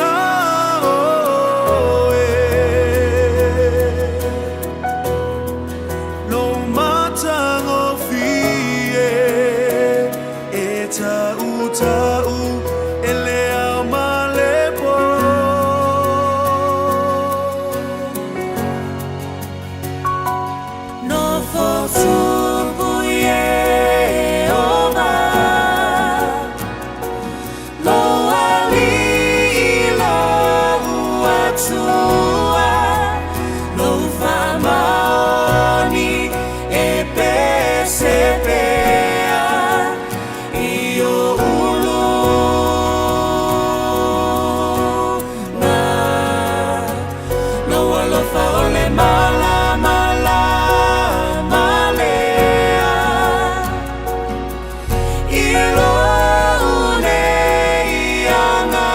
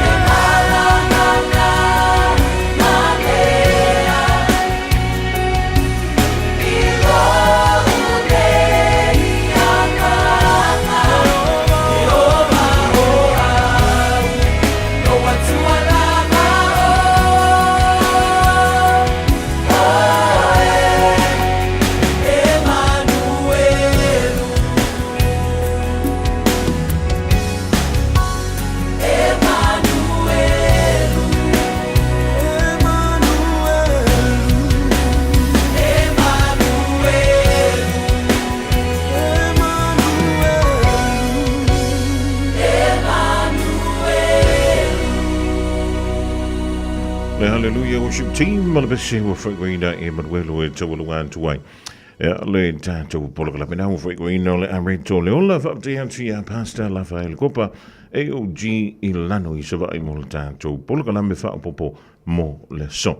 Au nātu le si whaopoponga le afo le tasi la Aoauli a tai au whaatalafa tuai. Ia tau tau umale mafuto mo i le divaingo le aso i le tutua whaua o le Radio Samoa tasi lima i watolu wa mo tānu si olo solonga lei. Ia, au afo, au ngā ruenga tiute ma whaiva lo filima o lo o fitai tunga i lo uto pa ia ma lo uto malu e lo uto maus te mitale i tulailu. Ia, a wheo le lua inu ia whala awa na wai fihalu. Ia ingono anu ai, wa ia oe te wanga. Ole a tātou antu i lvainga lea. Tariwa, e wheo lo loa neisi o tātou whaalinga, lau tauru mai. Radio Samoa, Radio Samoa, Radio Samoa. Tasilima iwa tolu amo. Radio Samoa, kasilima iwa kolu amo. Orisi o whaasilanga nuu a whioanga whapefo I mafutanga ma ainga o lewa pa umai e le tātou ofisa nei a wala wale longa puieli o lau tau pa ia ma lo o tau ma manu mano le whai o le whaiva e ma lo fo I le tau anta I tiu te mga luenga e pi o na whenga iai e le nei fo I a so lua e oi tātou o li e le lofa malanga lei o le tāpa au sili I lunga. E pe o le vasinia ia tātou tusi e lua o le whawhilifili ma le tusi o le songa.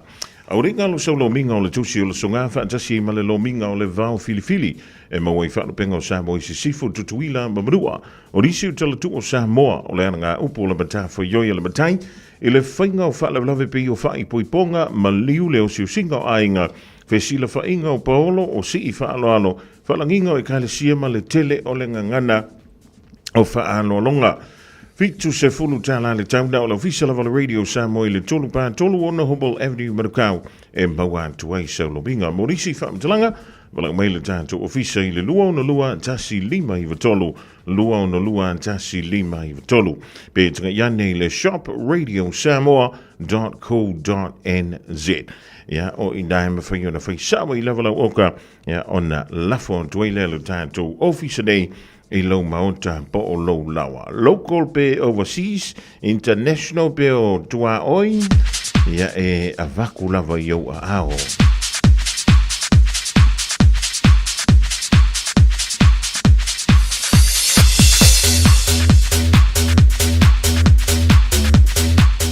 O le isi a tātou wha silanga, whaalinga, ia mo...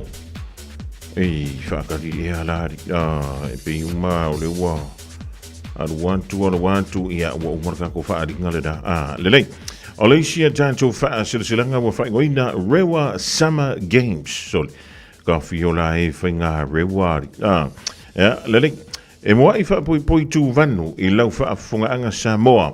O le nei whaasilanga e whaapitoa. Mo le tū malo o manu rewa I au kilani. Soli ka whiola. Wa tofa nei le aso tonai, aso nei le aso valua manti lua whelua lima, mole Rewa Summer Games e whaia le Mountford Park, mo e ka le sia ma futanga a inga mo so se tasi e fia a wai e le eise tutongi, e maulawa noa so se tasi e fia wha ta iai, e have a go at Kirikiti, volleyball, ma le laka pipai po le touch rugby.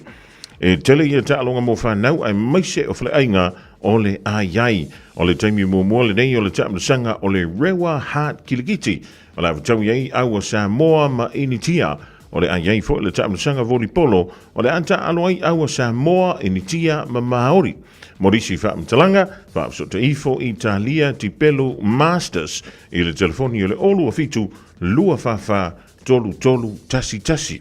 Olu a fitu lua whawha tolu tasi. Leanga e whai mea ofo kere fo I rewa. Eo e rewa. Hai rewa.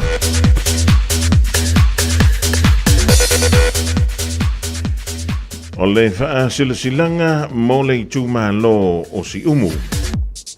Wha tolo ia o pa ia. Wha tolo Samoa o le au mamala. taina ne foi feoi o le tua I so se fanta. Ai o se lau le leina nei e moli e tuai se whaavitai. A o se wha malo moli tu malo si umu. Le pa ia I sa Samoa ma tama ia po tama ia tu mali. Fale lua o tula fale o ta ile uo ma le fale tolu. Paolo manga fa manuele dei no. Ui lava ua vai se ngata tau te leo whiloai e le ngalo lo wanga le lei. O lo fia ua ao o lo manantu ia ilo tātou no. Whao tai so se foai ia e mole to ina ia yo se fantu ma mafuma ia la pantea ti a kono ia whaafetai ia ma to fantu livi. Reverend Felice Materina Tupuola ia o lupe whaalele nei tu malo sa toa iai ia lo tātou sa. A lofa le tua whaatumulo o tau ngau e so se mea a o se umai o ni ngā luenga le lei. E toi whantu ai fo inisi ngā luenga sili o na manuia. O tanu mai ia le tātou laulau. Ia po o tanu mai le tātou laulau le tusia le kāle sia kātoliko I si umu. E tasi lava le lotu lea ia I tātou. Na o sina vai ngā tupela I titi lava e wha umai le hall ale e kāle sia e le o se mea tele. Ai manatu le laulau se I o tātou koma mo se taimi popo ona toi longo tuai leo le tu malo ia o solo mo le mea kako. Fa fungani pe le Radio Samoa ia mo se isi toi vala awantu. Fa tai lo se nia e to fai ono tu pola lafi tu la to fai ono Samuelu tanuvasa tu u tala e pa tu le po ia mo le tu malo mo disi fa mtalanga fa so te ifo ia le olu fitu lua ono iva fitu fa lua ono olu fitu lua ono iva fitu fa lua ono tai o awidantu le tanto fa silanga le da mo le tu malo si umu.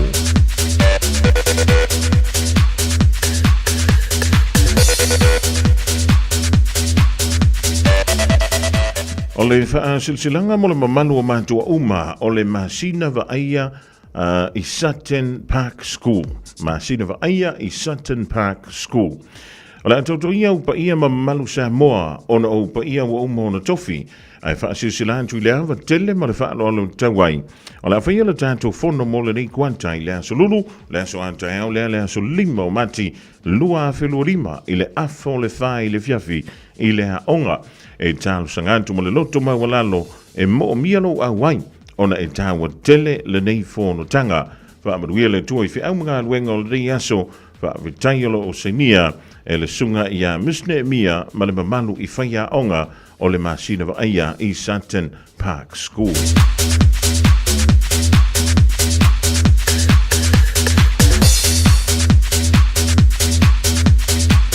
Ma le tātou wha silsilanga mulimuli mo le a inga sa lua whau. O le asa sopo ia le manvale I le whangatia. A wā ia sau... A wā ua sau ngā fo I le tia e pe o le tanga tia na yutu malama le mele. A wā lau whaafonganga Samoa e maise upa ia mawalulunga e tu mau pia mai le amatanga e o antu I le ngā taanga. Tu lau na lava. I le avatele ma le whaaloalo e toi whaamaratu o tuai I le ainga sa lua whau I le pitunu o tāwhito I māngiangi. Ai maise paolo mangafa maululunga e malu aisi o mātou ainga I Samoa ma tulu inga e fia o le lanolangi. E ala tātou mafutanga masani e whaia I whaai unga o masina te tasi. Ala avatonu ina le aso lusfulu I vau mati ma I leitu lai luanga I leitu lai wha I le fiafi I le mauto le teitei fono I le se fulu wha pe Salo Place I Otara. Mole manatua mai lau la fonga e whaia lo whirangano malie e pei ona tātou whaai u ngā whonoina. Anga le leila tua moli o tiela o tau soifua ia ma so ia ngāra ia lea ma lona anga le lei ia a walo tau soifua ia ma lo mātou ola I lea so a to whaina. Morisi whaamtalanga whaapsota I mai ia le olu atasi o valu o no tasi fitu valu. Olu atasi o valu o no tasi fitu valu va tayolo senia ele tai fono male lau. O ni sina o tātou whaalinga lau tono mai leo fisa o le Radio Samoa le ni fo I taimi o le aso o whianga iele tudu mga haluenga tutu ma whaiva lo filima a mo ringa lolo tui e mudantu leo tātou tala I vei whanua e pei ona saunia lea sunga ia seuli mlaurifi lena Fofogamua ia le tau le tu lai tasi i le Aoauli nei ya o le dau le atu e udatu lea pe a tali tu lai lua ya sauni uni fo ilo sa wale piki na mai leo le whana wa aonga i le tuwa hi o aonga wha malumon moi wingo le tau o lau te rai e tui e iei le me ta o le wha e ono a afiai ya le tu i saute i sasai o kuini se lani o le wha ua wha ingoi no Alfred o mai koe to anto e angi leo se wha i le tu leo kuini se lani i to tono le lima se fulu tausa e tupu pea ia suma piusia te wha solo ini ai se tau nuunga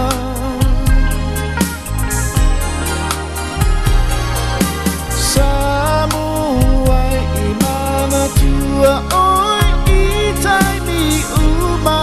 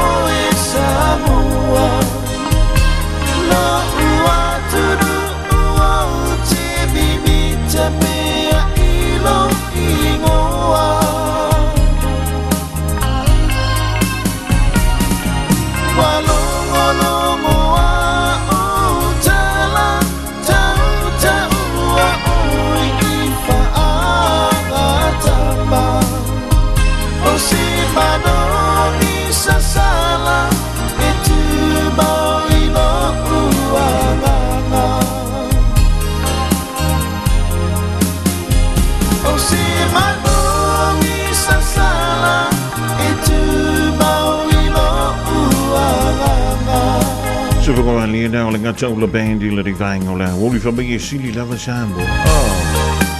E kauringi rin te kongi, lengi rates, lengi ram rates.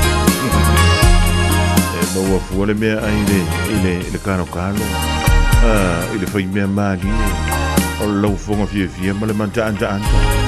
E wale whai so o.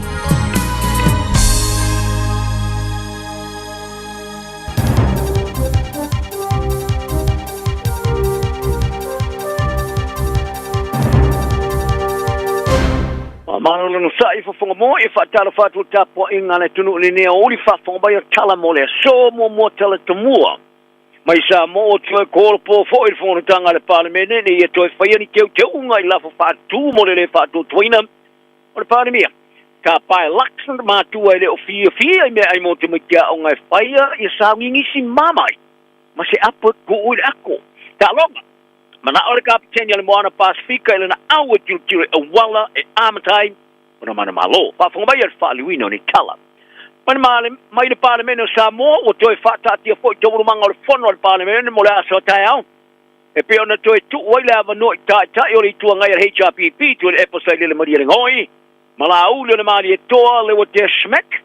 E toa o le fast e toi te wina la lafo whātu o le whātu toina o le tamatai palemia fia mena au mi mata afa.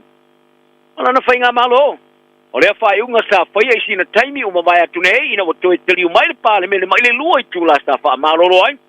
A o tau mwhaia I tua ngai, ma li tua le malo e tala no ina I wha upungo lafo whātu whasanga I awhia me mala na whainga malo. O le lafo whātu o le tai o le pātia le fast ma le whai pule o ngā ngai wha maunga le tolu I ala auri o le mani toa. Ta le italia ina tu le epa ina ua wholosia le palemene le amatanga o le tau awhianga li tai au nei. Ina ua mai a whiutana inga malaura mari toa, malana I tū, I lafa whātua e lua o le whātua toina sa whaaria I loe tu lepa, o le alatu le talia ina le lafa o na eleo ngā tusa maro latu tūlanga o tutuai. Ka whesiringi e fia mea, I le whonga whatalai pe o tāla whea ngai mo le maoto na whaia se whai unga I le alawa lafa e tasi. Ka whaia I aile whai unga I le vastoruai, o whatatia I loa I le whonga whatalai le whonga mo le rua I tūla ina I talanoi nai, nei whaaleto ni tua. Le aso atai au, le ato I tau awhia le palemene, I le la whātua tu le epa mala auri o le mani toa, I ne I manino ai to I teu taunga mo le whai unga le palemene, I kala no ina mo whai iai. O whaalia le palemio ni sila kosta whalaksan, o mātua ele o whaamaria ina e poro kalame whaumo mea e tamakia onga, e le tawana lato whaia saungi ngisi mamai, ma tō se apo du tono le ato a onga, ale tamatitin. O le whaamtalanga laksan e muni mai, I le tele ni whai tionga I whawhi tauri o ripi te winga le poro kalame mo mea e tamakia onga. Ane malo lea. E au pia ima se li poti muli ne I unga po plastic. Ta muma melt I mea ai e tamaiti. I lana whatale tala no anga mala le tole ni stog set bi le tai au nesa whari e laksan. O mātua le o fia I ne mea ai te tau na tau ni alawa I la tau mea ai mo la tau whanau. Ma ia taua e sili atu ia te ia le a bea mamatafa yo ia mātua le whangai no la tau whanau nai lo le malo. Ta mo atu whaari e laksan e iailu na wha moe moe. O le a abe atu o toa le tau la ia le ministaro langoa o onga David Seymour I le por kalamo mea ai tamakia onga. Ina ua whaailoa le por kalamo le checkpoint. Ia tunga lunga ma ia onga o kilani sifo e winga I mea ai tuai tau no. Le ma whaio na aia. Wha awau I mea ai la mai tasi. E sa palaia.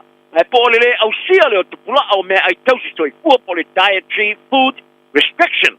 A e ui lea sa ia whailo I na foi. O nisi o ne mea ai ma le tilivaina e le o whaamaria I nai tūlanga te tawana iai toi le tiliina.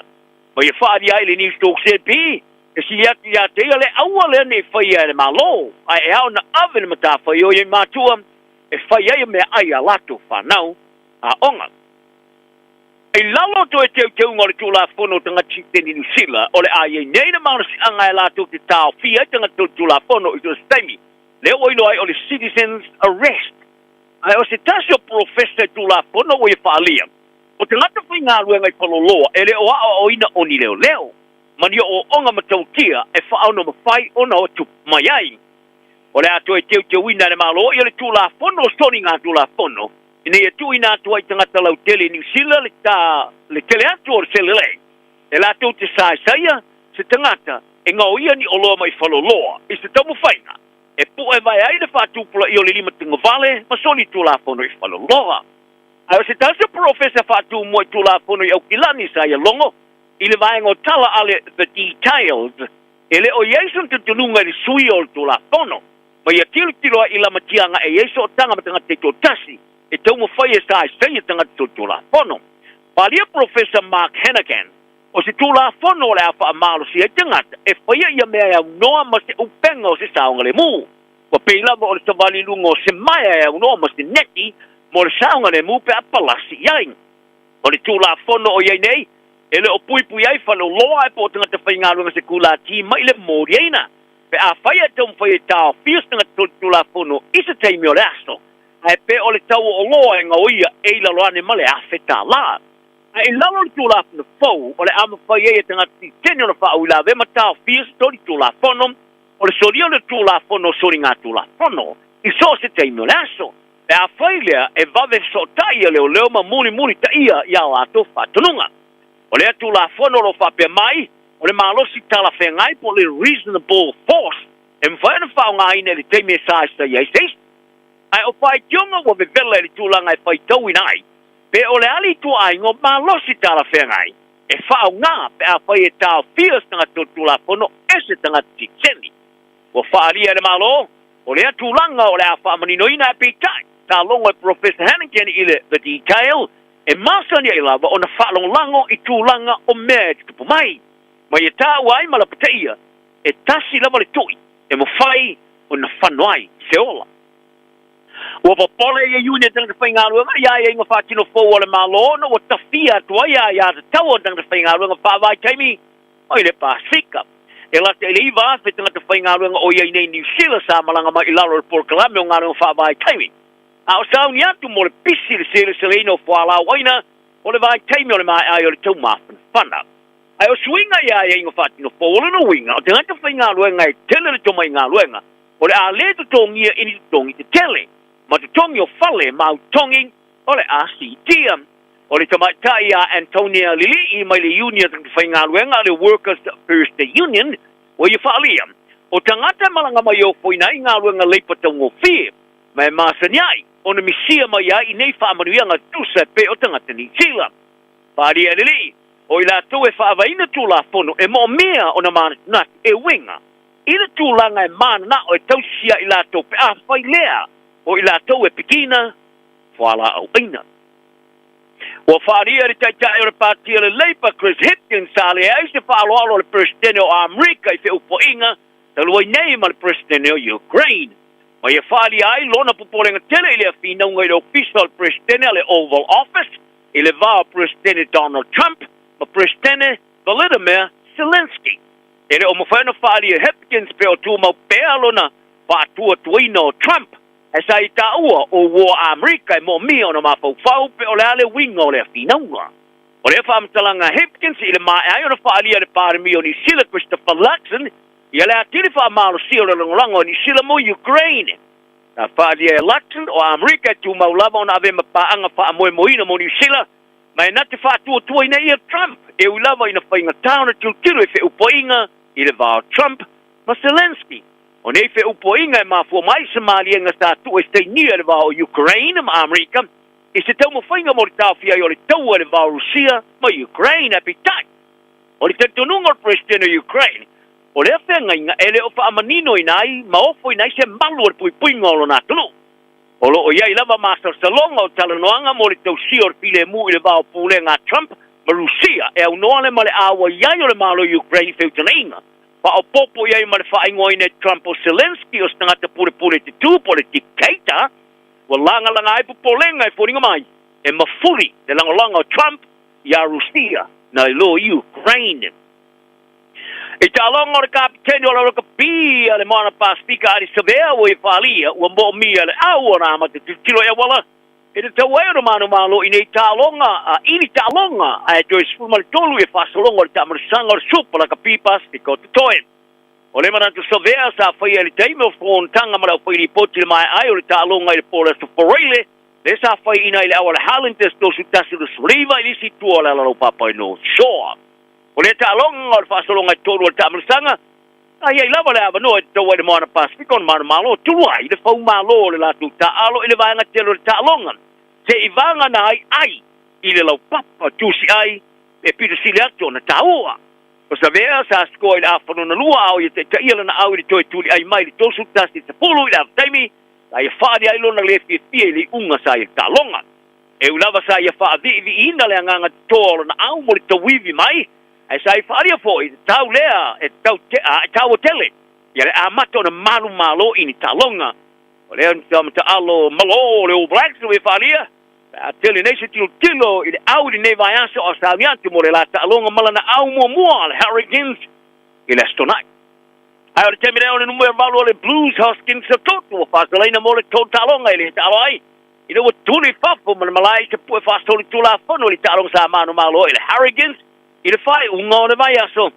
le pu esa fai ya pitala kai wa nga ya tu ile tau fai unga le talonga ma fa mai ile talonga ile blues ata alo to so fa le lava sa manu malo ai o le tolu talonga wa fa salai o le ta alo ile blues e no ma so tutu moni talonga ta o sa ni tia e au fiele talonga ma le brumbies e kilani le vaso nei tips ile hamilton ile vaso asau on the tali malo ile crusaders ile si vai as so ai o le blues e tau o talo no le mala tu tamalus for work Dalton papali le sa fa malo si adu fafo ma malai le timo le talonga ona stai ilo no o le president mo mo fa la bo tonga so kala ro langi fifth step black a tau no mala na lo ye fa le fa masino I Martins lata Basel I Switzerland mo na fa masnonga o pili fa pitoile so o le president mo le FIFA sai faria o ye mama ina o tula I le fa mastonga I Switzerland pa te sei ma tama soka longo mo frani ya Michael Platini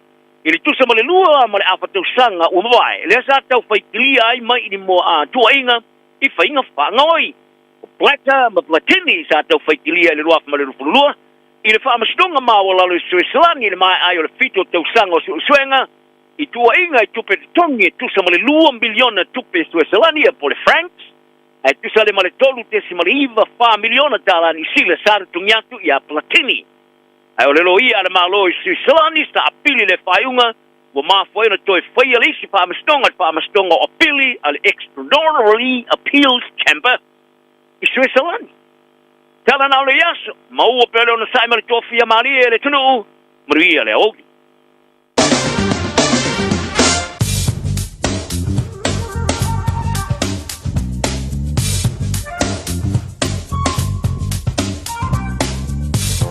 Fatalo fato lau tala ne o le tau mole so mele aso atai au.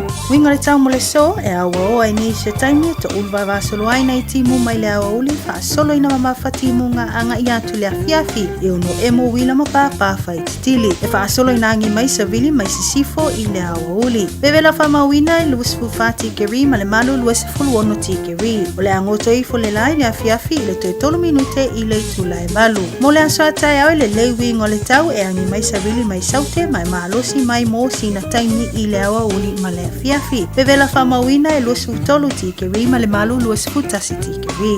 O le ao soa e le lai le iwa minute te ai le itula e fitu ma o le angoto ifo I le toi fa minute I le itula e valu I le afiafi atai au. Lo tala na o le tamu le somo le aso atai au. Na alofa Samoa wa ule ne yo kasu ti alu a wale sui ya ngila wa le kio a eva mai ina se fudu lima iva kolu a mo radio Samoa bevela a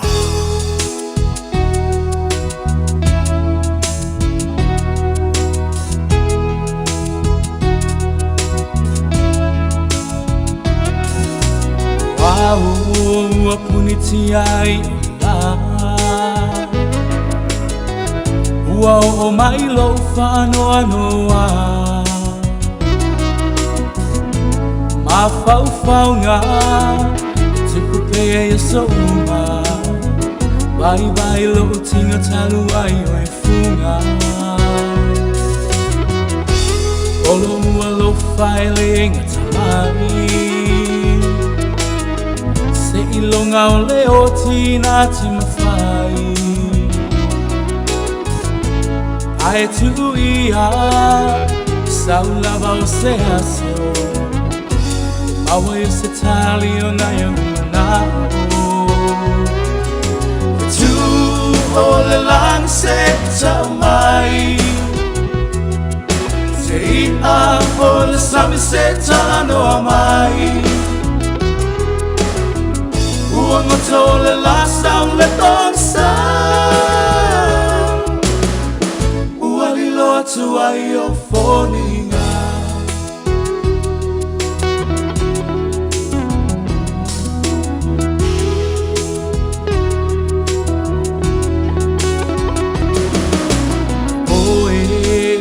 Ari o le taimani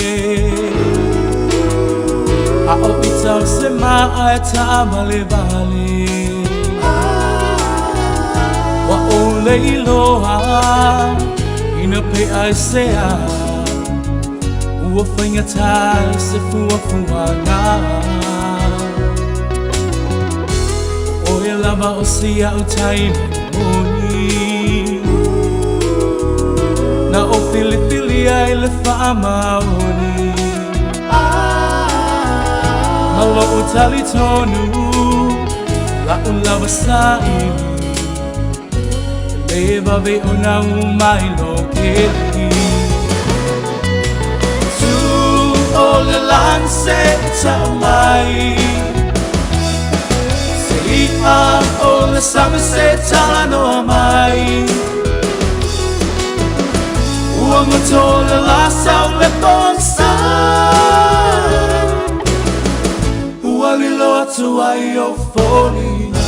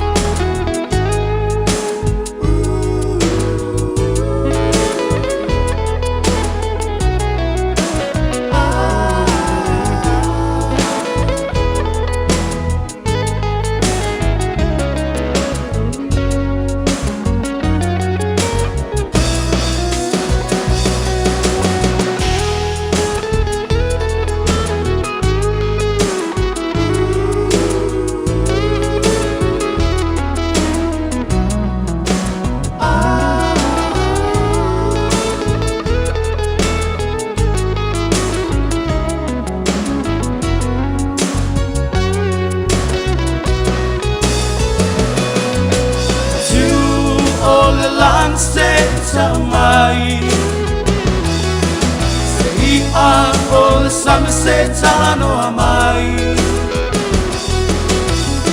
Ua ngoto le lasa o le posta Ua li loa tu ai o fōninga Ua li loa tu ai o fōninga Ua li loa tu ai o fōninga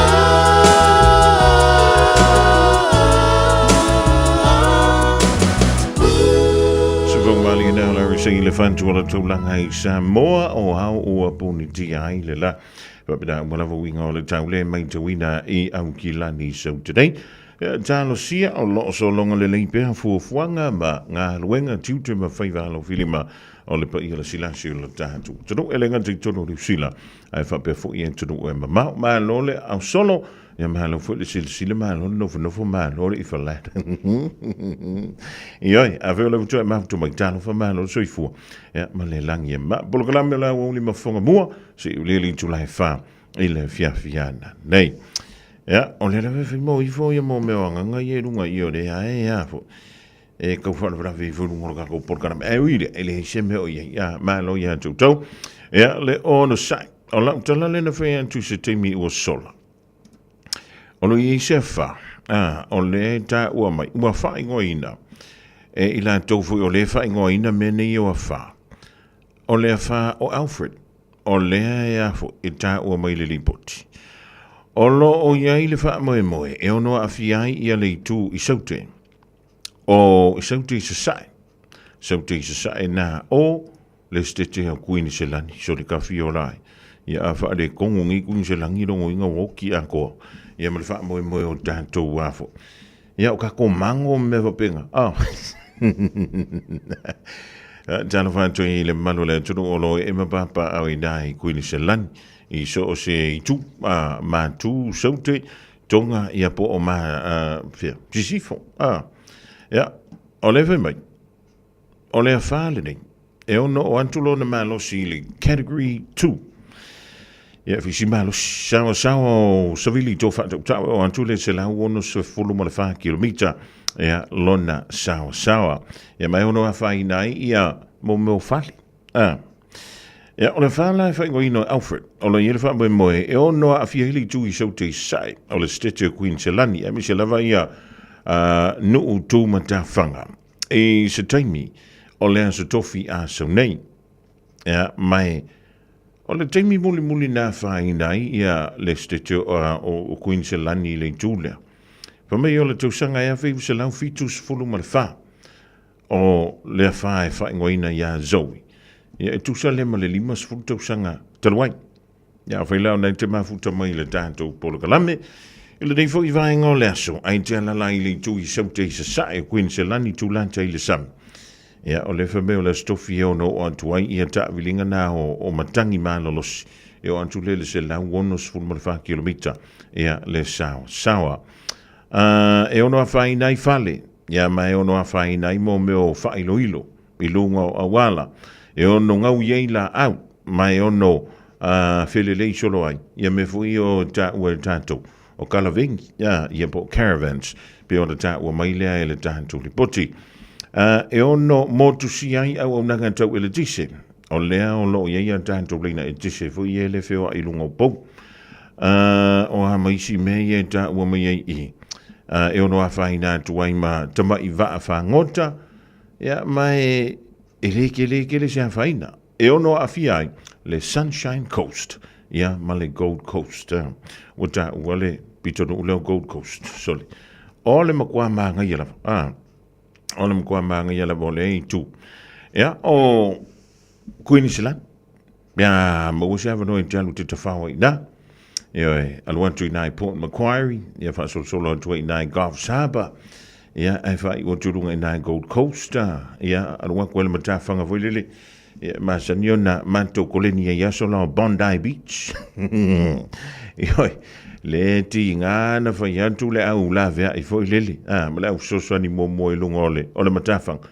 Ole, o mai kongo o le mele I fo, fua wai e lang samsama ma langu mod, alai, e se ale mele e o anga iai. Iam koe ki ngā inga fwoi leo la au whengaruanga koe la vea I mai. Lawa umana whea tulu whautuang. Aua, kou ke o I kua kua fua. La ngai e mea ka ua vidi. E le ngantangi le vili I kaile sam. Ia ai koe ka kawhi. Ia ole mea la tau ana whai. Ia usta ia mo meo lamta. Inga, ia ma tima inga fwoi tu in mai. Ia ila tōlo ia ila poto wha pitoa. Male tō mai. Ina ia la vea ina ilo o tau soifua. Ia mau tāntu wola. O le whai unga le rei whai asu, tonu au kila nei, o le fui o le antātou pepese ai, e le whambai moe mo whai ngoina o le Pacifica Festival, lua afe, lua se fulu, ma le lima. E le rei tau sanga, o lea o lo whapea mai ei, se fulu ma le tasi antunu mai le Pacifica, o lea o le aiai ala antou stages. Ia, mai o se tasi nei o whata singa, a le Pacifica, e te lei tu tonu o laulangi le rei. Sfulu ma le tasi anturu ese o le a awai ile lona tolu se fulu ma le lua lea o tausanga talu ona whaavaina I le Pacifica Festival.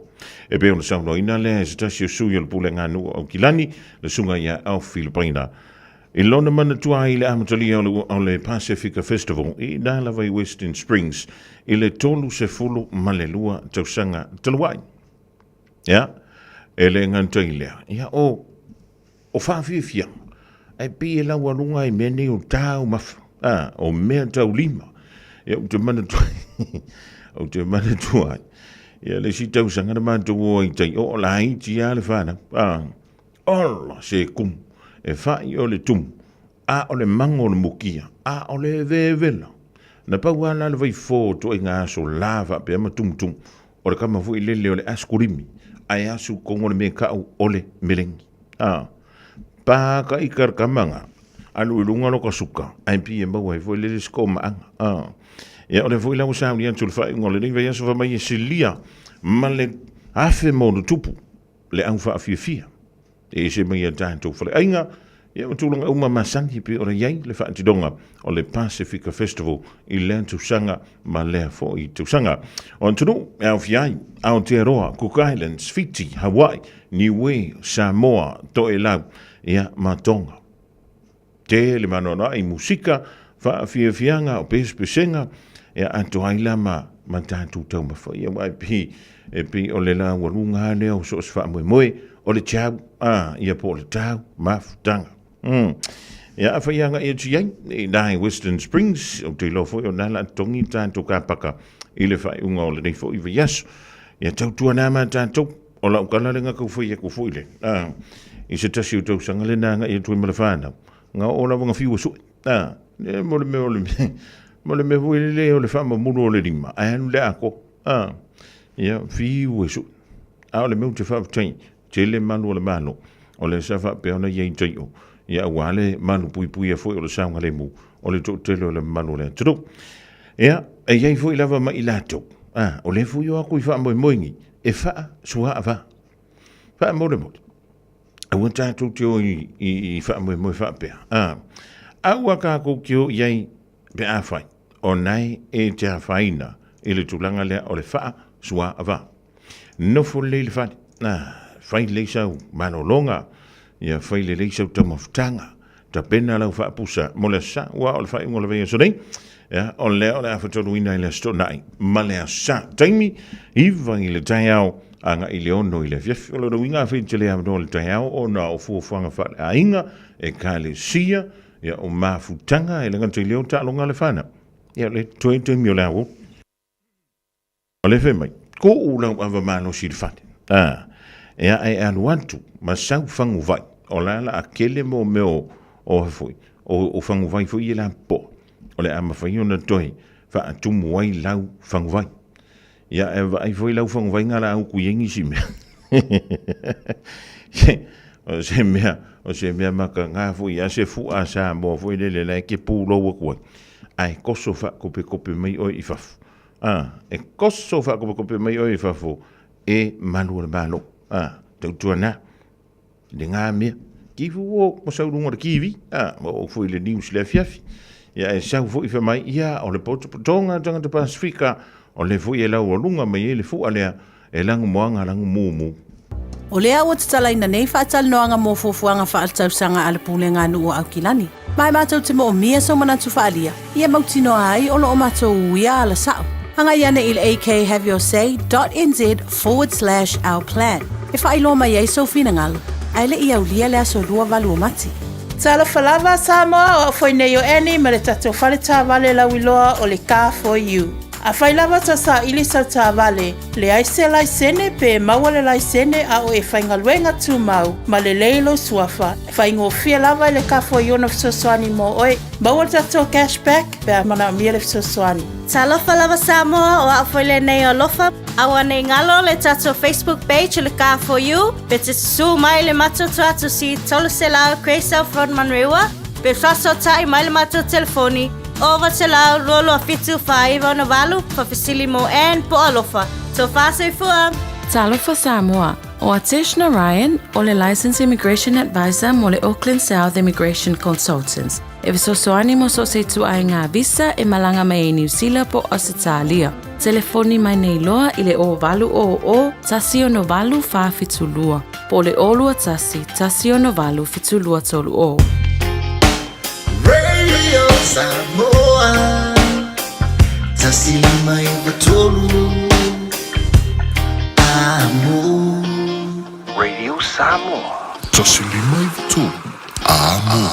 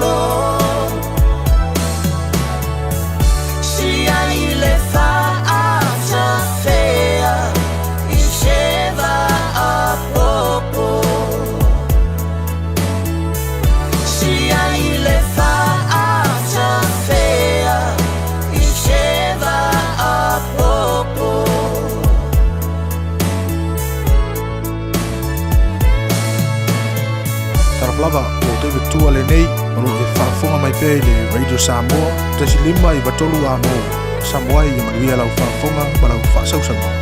Talafalava, I'm Annie Pulituatua and you're with Radio Samoa 1593 AM. Hi Radio Samoa listeners, this is Cece Winans wishing you a fantastic day. God bless you and keep listening to Radio Samoa 1593 AM.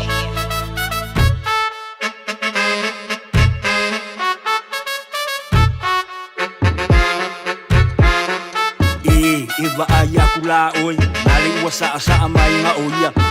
Ua pule lava ye yanga ia. Oi ea.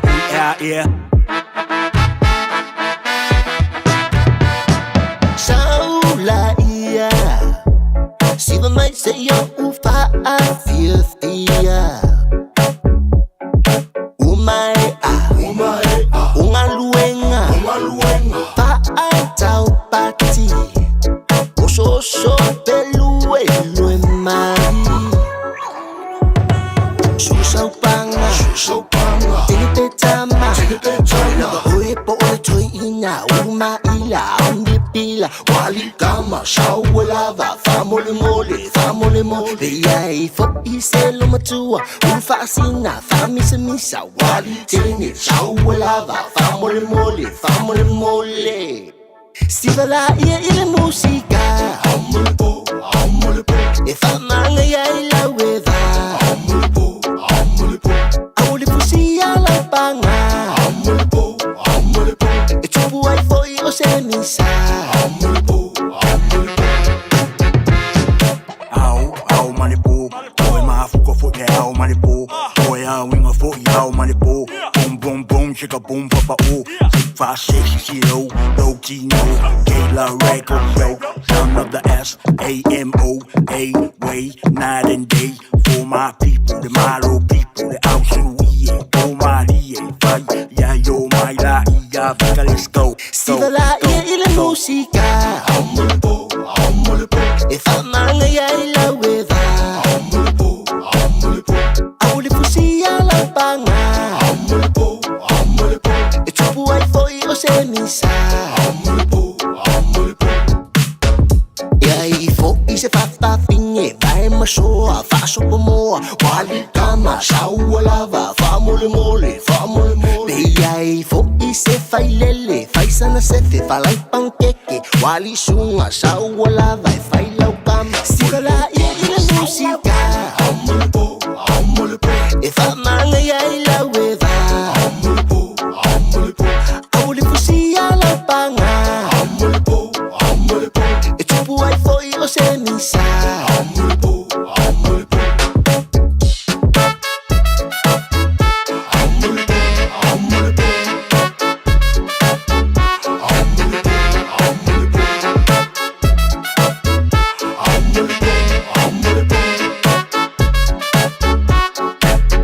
Sivala ia ile musika. If I'm manga ya ila weda. Auli pusi ala panga. Echupu ai foi o se misa. Vi gaan maar ja Victor Gaal maar kan switchalo le kila record le ding van Aoauli maar le van tunga foma ja pa una tai longo I pule mal tomi tai ja Sapphire o fa goina te fea ise va popo yoi le lo koyo le wori ye ma fuko mai o le kafe ko O si la fia me fatino e mafaiona e umi ai so fale motu le lumanai. A fai fo i so fale motu o si la fia me faina fatino ni si o fuanga e fa nga ile equity o lo fale. A wani e misiere por kalame o le malu I fale. Ia fia fio soruru taitasi le se fulu e te aile fa. O le a si la fia ai au wala e mawhai ona e umia se fale motu le lumana ai, ma au wala e whaonga ai le equity o lo fale motu, e whaata wai se isi o fale, le pora kalame o le malu I fale, ia fiafi o aso rulo vai aso taitasi, se fulu e te aile wha. Talofa Samoa, o Ateshna Ryan, o le Licensed Immigration Advisor mo le Auckland South Immigration Consultants. E visosoani mo so se tu ai ngā visa e malanga mai e New Zealand po Australia. Telefoni mai nei loa I le o valu o tasi o no valu wha fitulua. Po le olua tasi o no valu fitulua tolu o.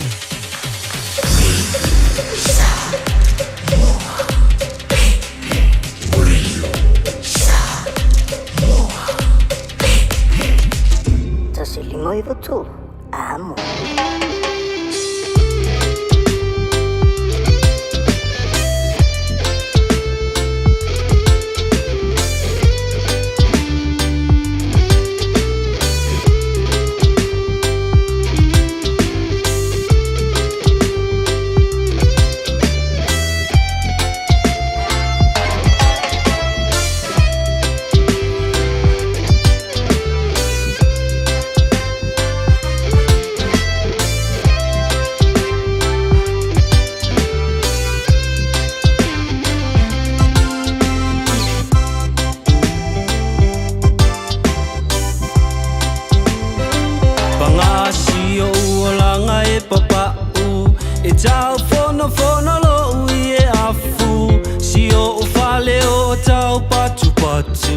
Wale ila lo utino ile namu ayo te usulava male fia fia tali ilangi ayo so manuia o tale ni lava mea uma e maile atua o tale ni lava mea uma e maile atua.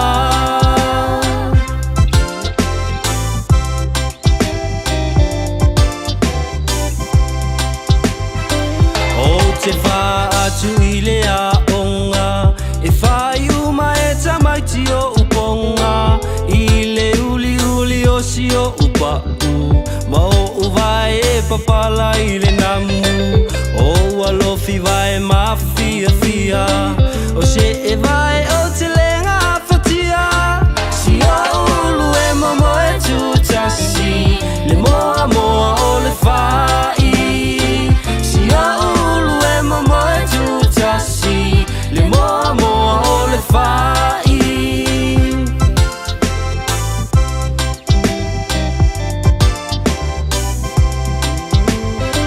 Wale au au tau mawhainga i se a o ngai a pia wai ulawa i le kolisi masani le maumanga sasa le tonga whai o le sapelu lava o si a upeni Masia upea tau ato ato le ie la sao iuta e tu si ai o le lafo le ie la sao iuta e tu si ai o le lafo.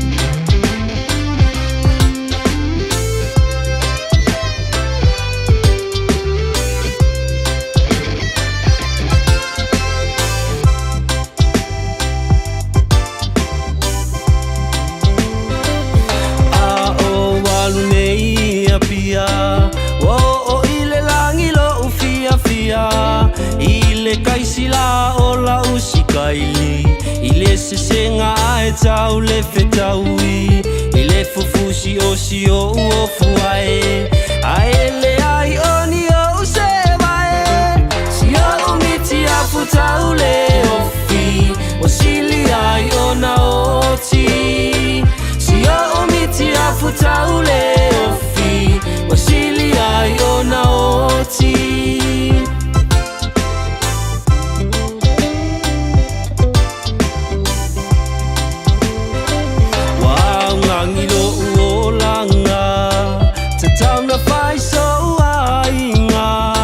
Popole vale lo uma fau fau o se panga ai o le au atu atu vale o si o uloto o tau o so ai o le moe tolo la uma lo me aunga e su e ai se ava la uma lo me aunga e su e ai se ava.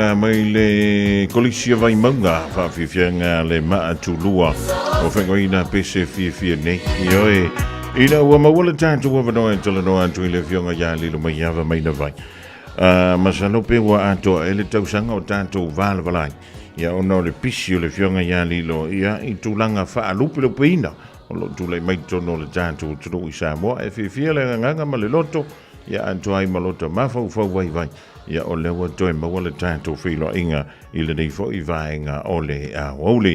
Ia, e whaatana whantua i loe lau whionga lilo mai awa, maa no le whai o le whaiva, maa no le tau antai. Ia, o le lawa mai tau atu au ina whai malo lo wā winga o le tau, ia whisoa i fo i le vasa o puwhai o le tātou mano, ia o le lawa mai tau atu. Ia, o nā lawa to o le tai, ia o lo e whianga i fo, ma le tau tuaina o le tātou o tunuu, ia o nuu a whioanga e ka le sia, ia e mai se ainga o lo tāpoi mai whaatala vātu ma lo le whai o le whaiva ia ma lo fo i le on sai tiute ma whaiva lo filima o le nei vai e sfou ma le nei ia ma sina fou ma lo soifu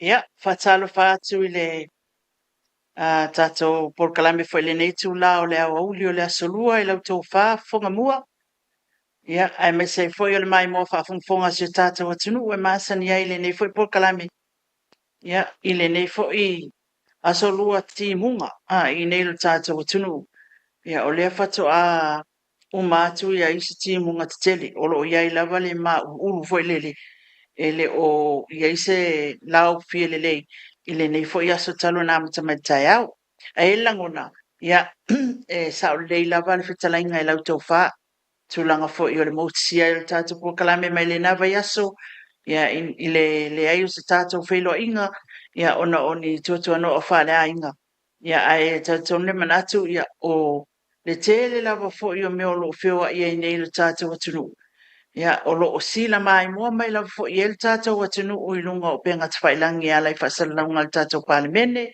ia i tau manga o le fono whaitu la fono a Samoa le palemene ia ai mai sei fo ia o nisi fo i o mata upu tā ua i upu whai o mālo o tātou i eli nei vai tau e mo i e fō ia ai au ngā fo i tātou o mai ai e o atu le teimi e o mai ai a whawhi tau ia lau kako pasi mai ai mai loa le tūlanga e tau ona whata oto ma whata ati ai a tūlanga uma e pe ona iai tau ona manga le palemene ma lo le ona sei mai fo i le tātou whilo inga i le soa lilo mai awa ia tunu manino le mātola vai tūlanga fo i peo ni ai a tūtungi e le dawa ia soa tuana i atu ia mantal masi le fou a mantal fon tanga le son nafi o mai le so wa fa tali uma le malo le tro ia ai lua tanto toma ia na koma fa le ia le so ia le la ku kaya ia i toi filo i tanto lunga le malai le stofi e se mai le ngasa ngasa malo le tanto pale menea le no mai ani mea na tula i mai le dava ia so e haona fa ma tu pe le tanto tro ma wi le mai i so filinga ia wala wala no fusila fi o te iloa Fofogamua o le mata o pupito i tele lava le le tātou tunu fontanga al palemene ma le tahali ai o se tūlanga e au na whaata oto le iei le mata upu le nei e moni ai nisi tūlanga o lo o iei tono le tātou tunu e pei o le tātou whaamasinonga ia o lo whanga solo lava ngā ruenga le whaamasinonga i o tūlanga masani ai pei o le mata o pupito i tele lava lea o lo uiloa i le whaatatali o le tātou tunu iai mai a nava yaso o mai ana nafi ia nava ai ai fo ia le anga i o le pa ia male malu se tātou tunu e tāpua ia po le ale tūlanga i ai wa o le ana nginga mai fo i le press conference le fast e pe ona sa no ai le latu te fono ia le fionga laut ina ia i tūlanga umaulo a whanga solo i palemene ala latu fo i tū ia o le tūlanga lai o le sa tā lia e tātou uma wai moni le upu foi lele ele o iei se mea o tupu o lo o whanga solo anga luenga ia ma le tūlanga masani o le anga ia e pe ona i tātou malo i ona tiute ia ai pe tai o le mata upu ale nei ele o te amawhina ngalo le tātou tunu o lo o fesilingia o lo o whaatalitali fai mai fo isi tangata pea e tale noi ia wale i loa po le are sao o le ilopo la le sa'o o le nei me tupu nei e tu sala wana nafi e mo i le ito atele nisi na ye tono le palimene a o le so na o mai umai alto atele o nisi fo yo o sui o te ilona o ava noa i lunga le tatou falele o lo fai ai ia le maota o tui atua tuku atamasa se efi somi le lo fai ele fona le palimene le temine i lea lai ona peye e to ngao ia malai titi fole numera o e whaatangaina ai ile tūlanga fo ile le langona ma le atmosphere ana nei ile vaenga tonu lo fai ele le fono le palimene o le langona o le langona o le fia iloa e le atunu o le nei o le ale me iai le taatianga tonu i mata upolo fa pena e o fai ai nisi mea umani fonga moa o tata whamasinonga e o fai a mātou tustal ia o ana nafia atoa e o mai fo lava yasu fatatali e fo iai i tūlanga o mai ai i mata upu ia. Le malo fa tek a o tania ila le tulanga foi le o le fa pepaina ya o fesuia inga o la fo fa tu ele ngan te le vanga fa fa ye pui pui ele ya tau tanga te le champipi e va pe fo ile fa tu ele tu sa mo o tashi le te tau no o tu ile lau o le fonga te lai le le taina le fulu polo na ofisa ile a Aoauli ya tahea wa uma vaenga i wa mai ona pasia ia mai le nava ia so le fontanga ina ia manino ile man tole vai awa fo i mata upu o lea e tatau ona ave ia le fa mo fo lele ia pe e tatau nga ia wai o le manino na le saunga le fonga tala ile mota ia o le wota antianga le wenga le temile ai na sau no manino fo ile fionga le tomai tai ba le mia ele afa venga fainga maka upo le fa pepe mai la fo fa tutu la so fina ngalo ye le tula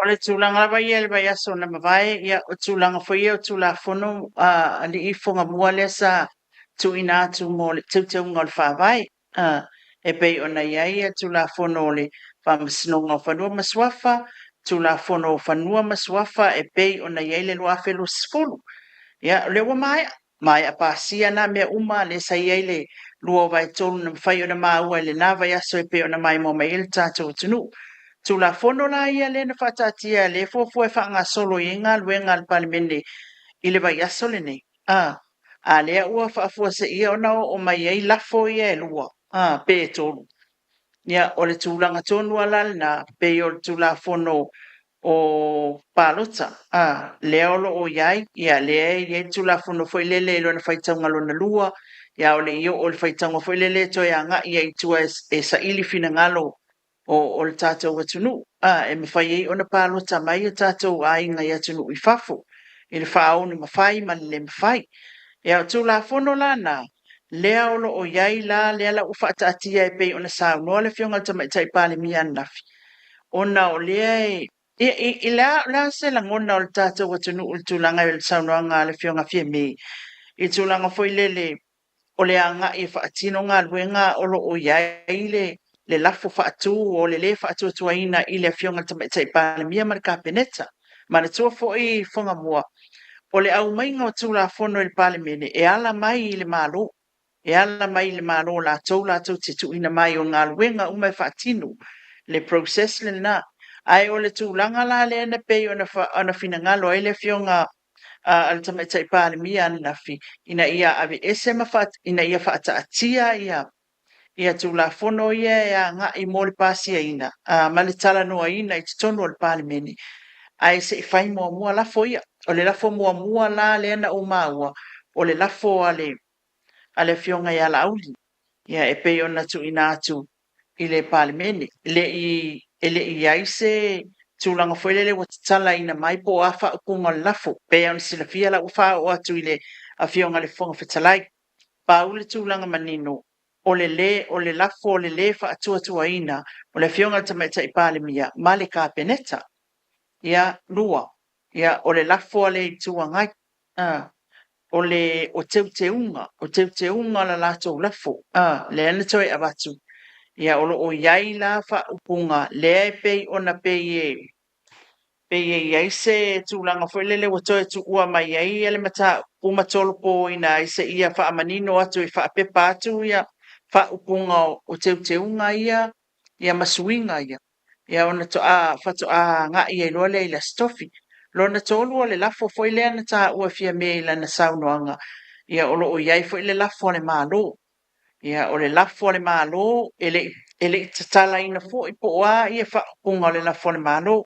Na paule tūlanga na nginga i le pale mene o le saunoanga fia me i le fionga le fonga whetalai. Ilo lato waiai le matenga. Ma waiai fo i le masalomianga o le whaatinonga o na tiute ilona tutu atas le wingo ia upu o na ia tau o whetena. Ia o na ia whetena ia o le tūlanga la le na lona winga. I la ufa upunga o le teuteunga o le lafo a le tuangai o le lafo a le fionga laudi. Ia ma le lafo le malo le o lo tūla i mai le fionga le palimia ia ma le kapeneta. Ale mai tanga tu foi le fela fo inga o le so e pe o le sauno i le te tai o le tuanga. Pe o tu lava le pona po o le lava fe avea i tu si o la foia. O la so fina ngano i po la so si le fia. Ile au mai le wai e pe ona mai tanga tu inisi o fontanga wa tuanda. E sia le mau foi le tuanga. E se le mau le fanto tu le tu sa mo o tas. Ia le pe mai tanga tu foi le. O le wo tanga foi tu fa tas. Ina ia o ngā tasi manatu, ia ma vala i tutonu, o lafo ia pe o na tau wha tūmai. Pita, ia o lena toi whai ala wale whai unga ili tai haona leila. Ia ele toi wha fui mai tua lafo se i toi teute. Ia ale fun sau, nole whonga whitalai. O ka ko mangaku ma lafo e wha tūtonu mauta pe a toi teute. E kaunga wha pepa, e sa o lea tūlanga lilu mai. O le tūlanga lava na o te ilo le process le na i tono le o le tūlanga i lalo tūla fun tūmak. E au na tu ina atu le lafo e whapepa. Awai o ana nafi. E ana mato maa ua mai isu i o le malo o le anga i tu ina atu le lato lafo i tono i le fionga le fono. Tala iau le amtali le fono. E a lona lua. E a whai o lea ua ta ua nau o atu le lafo. O lana whapepa mua atu.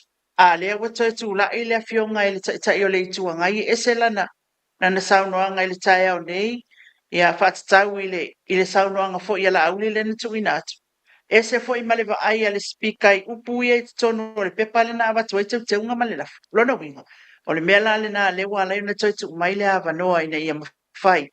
O le po le are sao. E te tau o na ia i tonu lava ia la tau te unga o tu inatu. Ia wa lepe e whate na.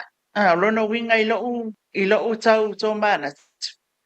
E le o tasi se o le tau mawhai tu whaatas. Ina ia peo na saunoa la auli e la lango ia le fina ngalo o le tuangai i la lātou lafo. Ia e mantua Fofogamua e salo fai mai. Ia a whaapea la e ave e whatatainga. A whaapea la e vote of no confidence ia le fionga ta tai palemia o le ale me sona fai ia o te iloa fai o le mana o tu fatas e au fiai me nei o se tio le ale me fai o tu samale process o tu samal tu la fono le favai o tu sam tu la fono tu mau le mota ina ia manatu a wana i opu wina le tu fatas ia malie fo i o lono winga la ilo manatu ila utitilo atu ai o le tūlanga tonu ale nā lea ia la iona tautu mai ele fonga whatalai matolo po ai i le titilo e ese le mele na whaapepatu ai ese la le tutula ia nei le tai au lea whailani tautu le lua i tūla e whaapea e tātou te o atu lua a matalua a lea lai whai mai ia lono winga na o whetala noa inga ripple poile le tala noa mai i tala noa atu i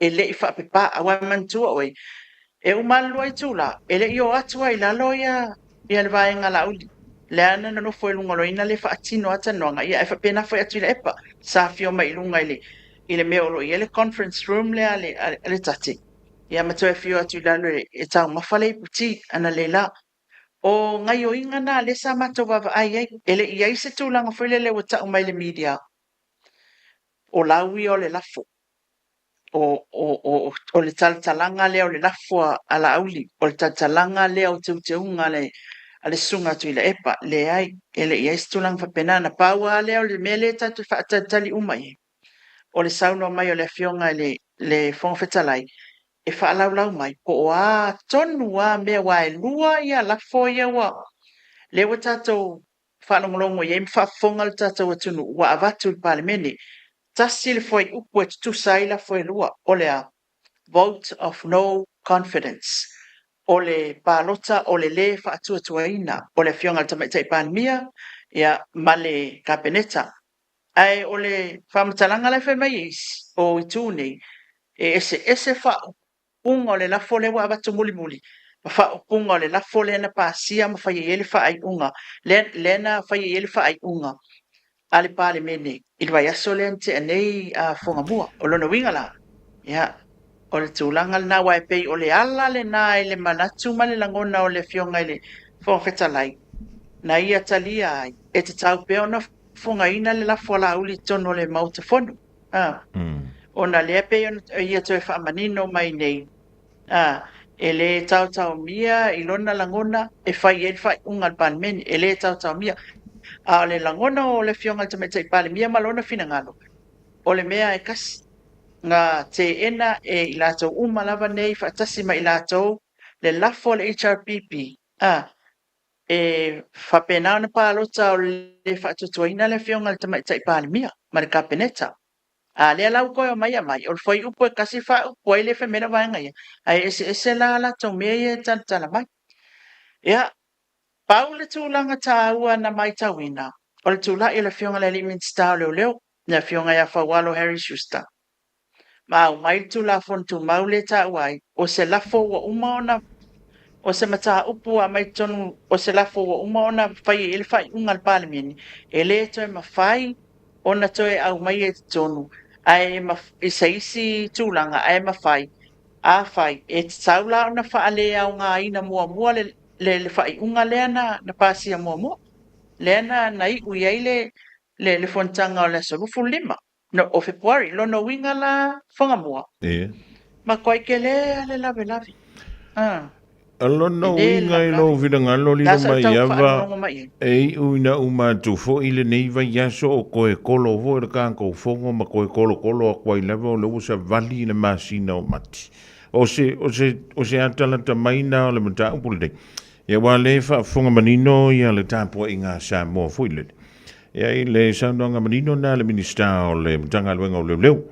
A fai o le mata upu o umana pasi o le fuina sa ua i lau whaalong. I le saundanga na le fionga le tawai tai pālimia. A fai o le mata upu o umana pasi e le mota. Ia lona winga te tau funa toi wha tu se silafu. E so loia la le mea mua lenga pasi. Ia ai toi tala noina. E kau lakalaka koe ngāre mea leu tu whea tu ai ililu. Moni, tila foi la. Same issue. Le lafo. Ia lafo nei e lua. E mo i ese. O le mata upo e tas olea. O le pālota o le whaatuatuaina o le fionga tamaita i pāle. Mia malka peneta. O lona winga la. A whapea o lea e au mai e tuia e taupe ona wha watu le lafo ona o lea e a foi nei. E ese ala tau whamatalanga ma la tau whinaunga. E a lai ona mana o e whaile pālota o le whaatuatuaina lea. Ia. O iai la i tū la whonu tū mau al mautas tū langa whapea. A o whea la o ta oto e se tū la whonu. E ai atu a inga tū langa whapene. O le makwake lea, wa mawai o le mele wa waiaitala isi o le tātou atu. Wa pese mea ula. Ia le tū langa lea i le uma o lea la fua lea, ia o mai lea. Ai tasi le au ngā. Ia whaia le pālota o le whaatuatuaina o le fionga le tamaita i pālimia malana kapenita. Tasi ale aunga. Pe ese ia explanation o lafo ia e lua. E tasi ale mata upula e pe o le mena leo te wa aia tule e anga i mai ele fionga tamaita i pālimia malona fina ngalo lua. E tā ua le whamtalanga le au mai fia me whapea. Ia. E le whapea e umana pālota mai i le tūlanga fo ile lewa. Te ena e lātou umai e whaatasi mai e lewa a mai le lafo le HRPP. A leu toi o mai o i lātou lava e tas. Toi whaatula'i mai le lafo lea o le whaatutuaina lona lua. Ia o nei mea uma, i o tātou ia na le tilo atu ama, teu mau i lota mawhauwhau le mea le tupunga ia o te tupu mai. Lafo mai o, lafo atu i, ai o le tūlanga e peo na tā ua ai fo i le fina ngalo le fionga tamai tai pāle mia. E pei fo i o le lafo lena tūla i me ilo au ale HRPP. Umana whai tau le lafo, umana whai mai le whaupunga o le lafo, la o ina la unga tangata ai whai mai loa malitala o tu mai le awa noe la unga i toa lima. Ai whai mai loa tūla i lolo au whai mai. O whaalua ina le lafo. Ia le fwena tūla i eile atinu umwhape atu. E mawhaila ona afia i bea ia whina unga ia na whai mua mua mawhaupunga ia na whai mua mua i tutono le whatu a whaalua le lafo. E pasia lona tala noa ina. E whapena fwai la le mea le toi whea toi fia mea na le lai le na sau noa tu le fionga tu me te pane mea le speaker. E te tawana tu uina mai le fasili aisea. Langa o le majority o le parliament le na lato tu lai. E lato te le langoina le lafo le HRPP. E te tau launa toi tu mai le fasili. Pe e tala noa ina, pe whaatanga ina, pe i oe, pe le iPhone. Pe talia pe te ena le toi tala noa o le lafo mulmuli lea ona isea. One issue, le walua i a lafo ia wa wanga i atu iei. Dele, mahalo whapta. Ia, tele o mautino le leipe o lau tusi fo i lele o le tusi o le whaavai o le tātou malo le ne e tā uelisi tā polka la me lilo po le tusi tu la fono tu mau le maota. E se i silisilane iei po le a elsa o ngau ia mea, a whai o lena e pālo ta i oe, i leisi vai aso, ia le wo o mai leisi vai aso le wo e pālo ta i lelea. Ia ka ilo iei lousi la fia lilo mai. Ai a whaila li whonga mua ele ai ma se tūlanga whapena o iei tono tūla whantu mau. O le ane la mea la whai. Ia, a fo i la lenga, O le ane la mea la whai. A whai e misi mai matula. A whai e misi mai matula whantu mau, misi mal whawai, o le ane la mea la whai. Awai. Awai, o le mea na ya la una tā ua le mata upulea. A whai e fōu. O lele i esi tū la whono ia le telo isi mea fōu. Ia ia ngai ka mai mea fōu. Ia o so mai whinga le. E leo ni mea a o le whaatū la i mai o whawhitauli ia ma mata upu ia. A ele ia i lalo le tū la whono po o le tū la whono tū mau o le palimeni. Whawhela na whai le tūlanga. Ia o le tūlanga o le facilitele le na. O le tūlanga e tā ua i le tilo atu. Sa iei la tilo le fionga le speaker, le fionga le whawhetalai. Ia, e pei o lena na whaalau mai ana na ia i le amatanga o le whono o le ala ngā ilo i le lafu.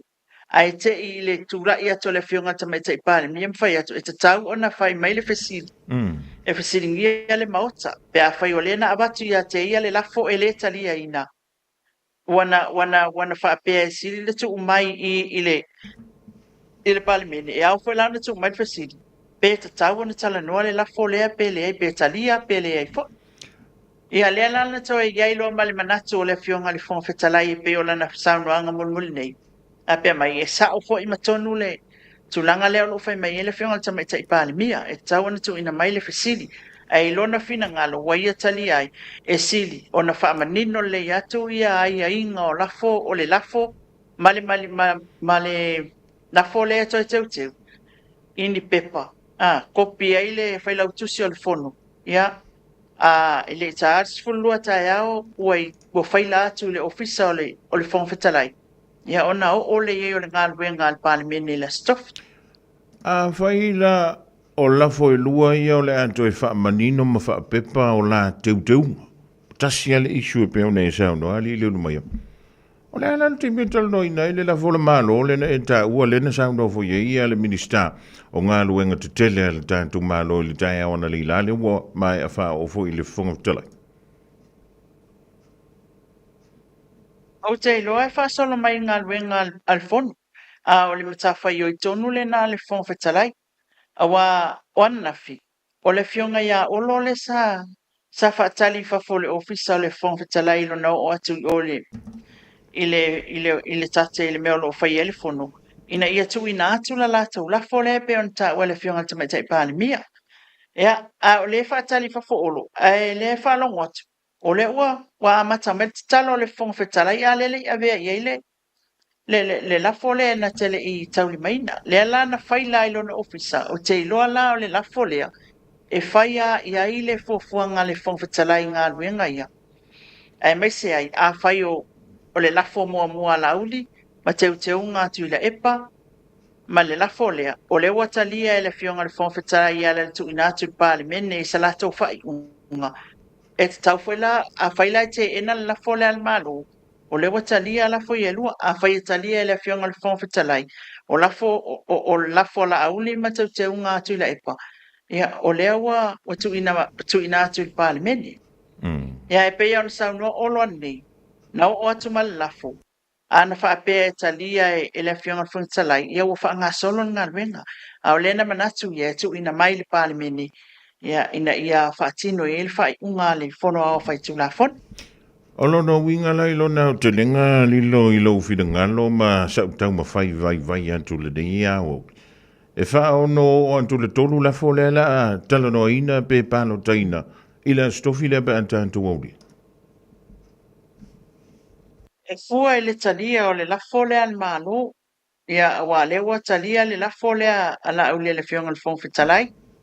Te unga fo i le fionga i le sunga tu le epa le afionga le te le tuangai o le fo tu ina tu le mana o mia me fa pepa ai le o ye se leo i le la fo le malo lo no winga la e ono o atu le stofi e langa fo i le malo la na la fo le pea ia ona fa ata tia le e fu ma inga wenga pe malitalia e le fionga le fo talai tu sa le official le fo talai ma le fono o i la tau ia le fanga salo mai ia ngalwenga ia e pei ona tuina tuai la foni.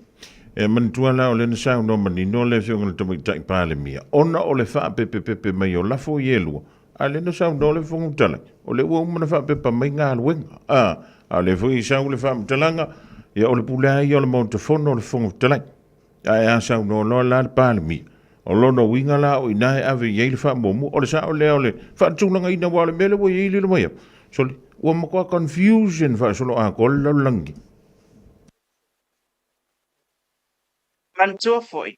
A fa pe sui le tula fono pe teu. E ala mai le executive le pole fa atonu. O ngā ruenga le kapeneta la tau te au mai e le fono au fai tula fono.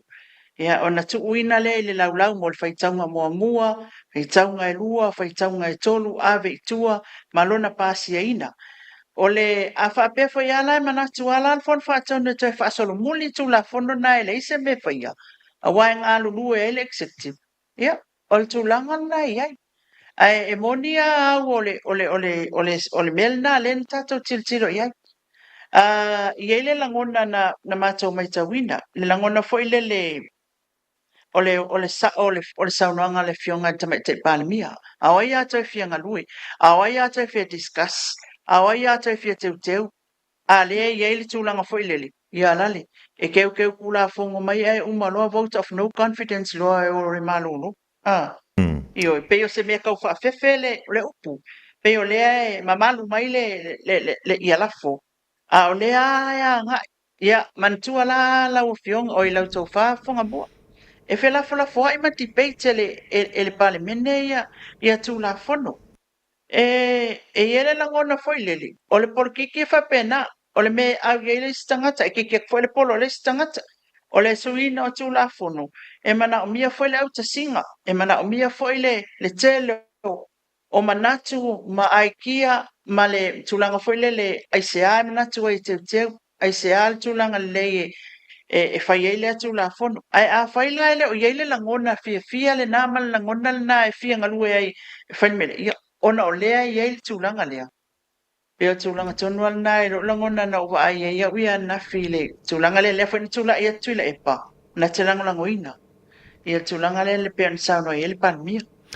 Le ia toi rewind lai titi dai tual tanto mta upule ri vaingo le Aoauli o le ua mai ale fono le tai au ia faile mano longa lua i tula ele maua lava se fofo o la fone i lua ia lewa whaataatia mai I tua, e toe whaapepa le lei mai, taunu antu le lau a le whonga futala I le maota, ia po lona ofisa, ia po lau whenga aluenga le fono, ia eili tahina sifurulua I le Aoauli a tahau, loro wing, e ta taula na so tofifu, o lea se whaatulanga na I sousi la fia lilu.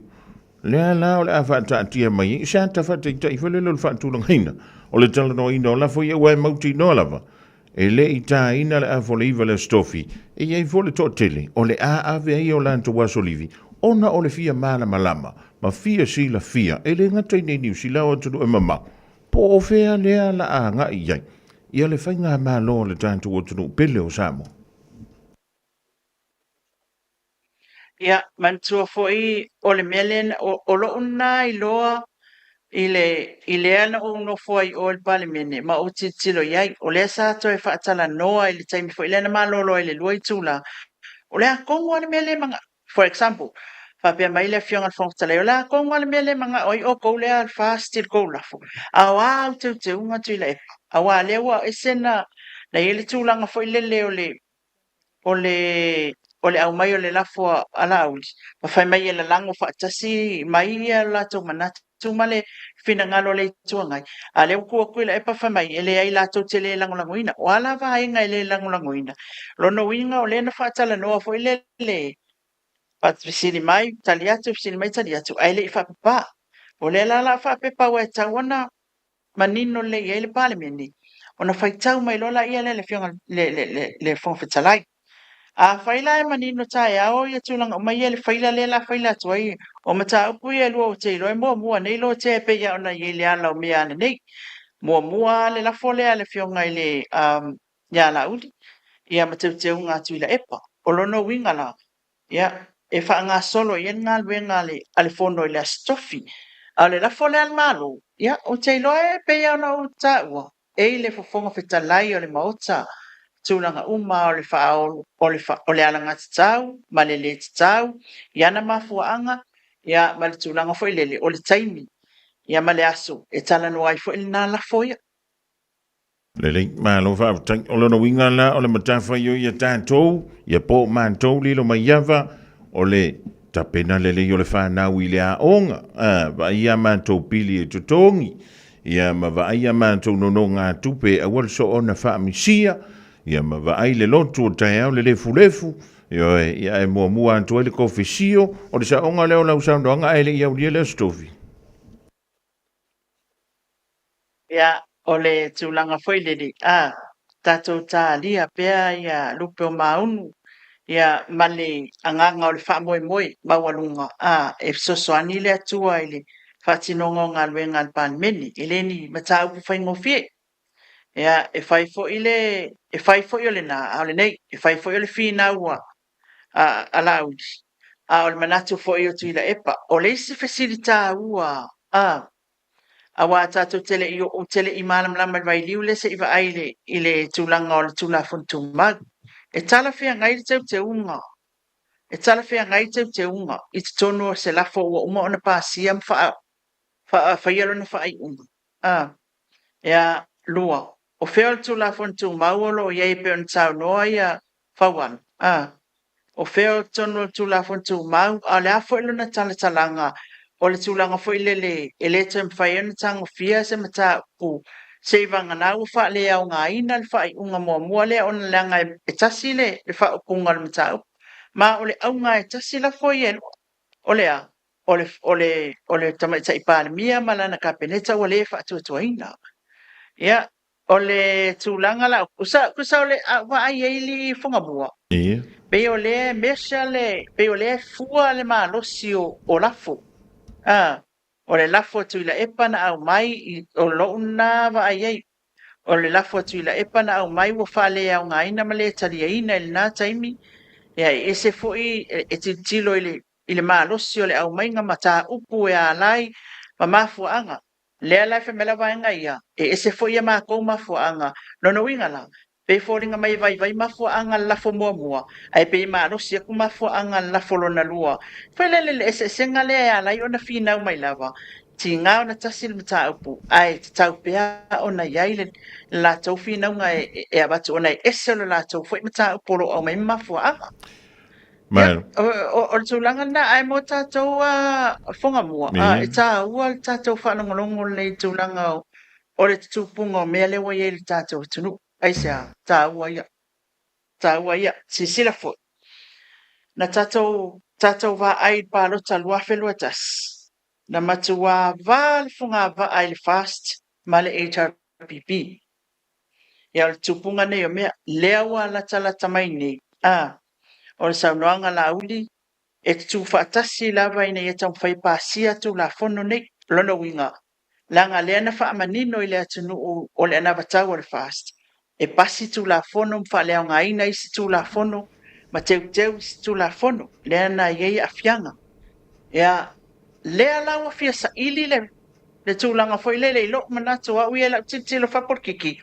ile tupunga mea ia le laua fia sa ili le tūlanga foi le o le tūla i mai o se mea malosi na ia mawhai ona ru o ngā koe attach lo la ia le pele la tau se malia me ia le va ai o le tuangai ta tu fa atasi ma le tu lea manisi o le tu le fast ia ina ia faatino la tau la fole o na fai mai la lango faatasi o la tau manatu e sa ese le tele o isi mtau matua va alfonga vangu mamaunga ngā e ai lea laua tau e manatu i le mea lea le la fole ina ia tu faatasi a la tau mafuaanga ea ve ese le tamai taipan mia malan ka peneta wale fatotoina ti tilo la ia lea e ese anga al porkiki ioi ese anga porkiki e mo tatou e au na tatou va ili le lei ma tilo le lei e pei o le saunoanga a le fionga ake popo whailangi fōlaunga tilo le lei anga o le tau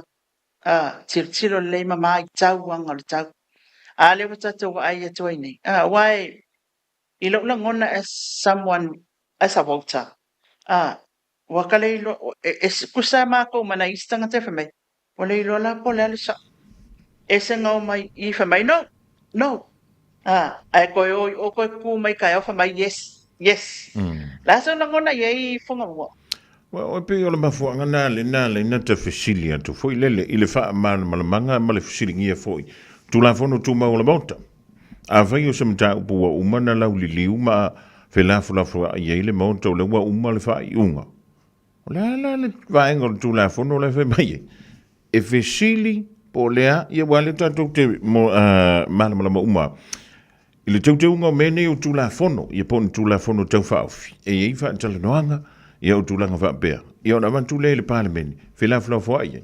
O na su e leo le lua waiton. E pā sia i le whaitonga mua, whaitonga lona lua.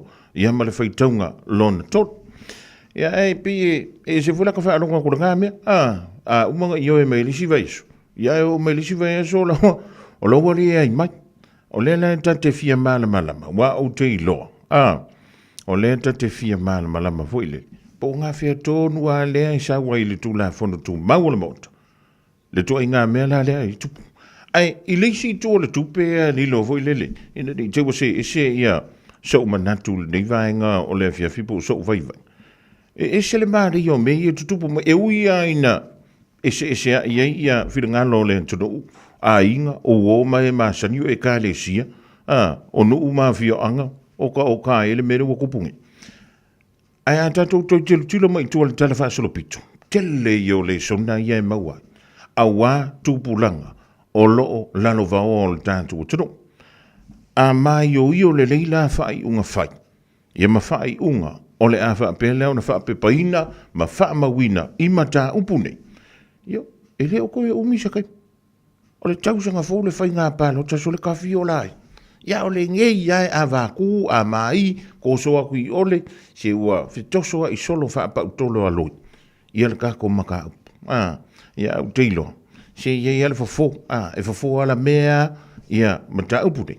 Ia pe a mai ona lauliri. Ai pe ole anganga fuile le na te tau visilia tua. Ia moka I kalea le makuanga le ilo se mea. O mo whanonga ki o fa pe ui. Na bua mawar kongi. Tot. Ai ko sau ifa mai. E se vole me le sau i. Ia ngā paulo le me fai. O le punga lo le sam. Adi.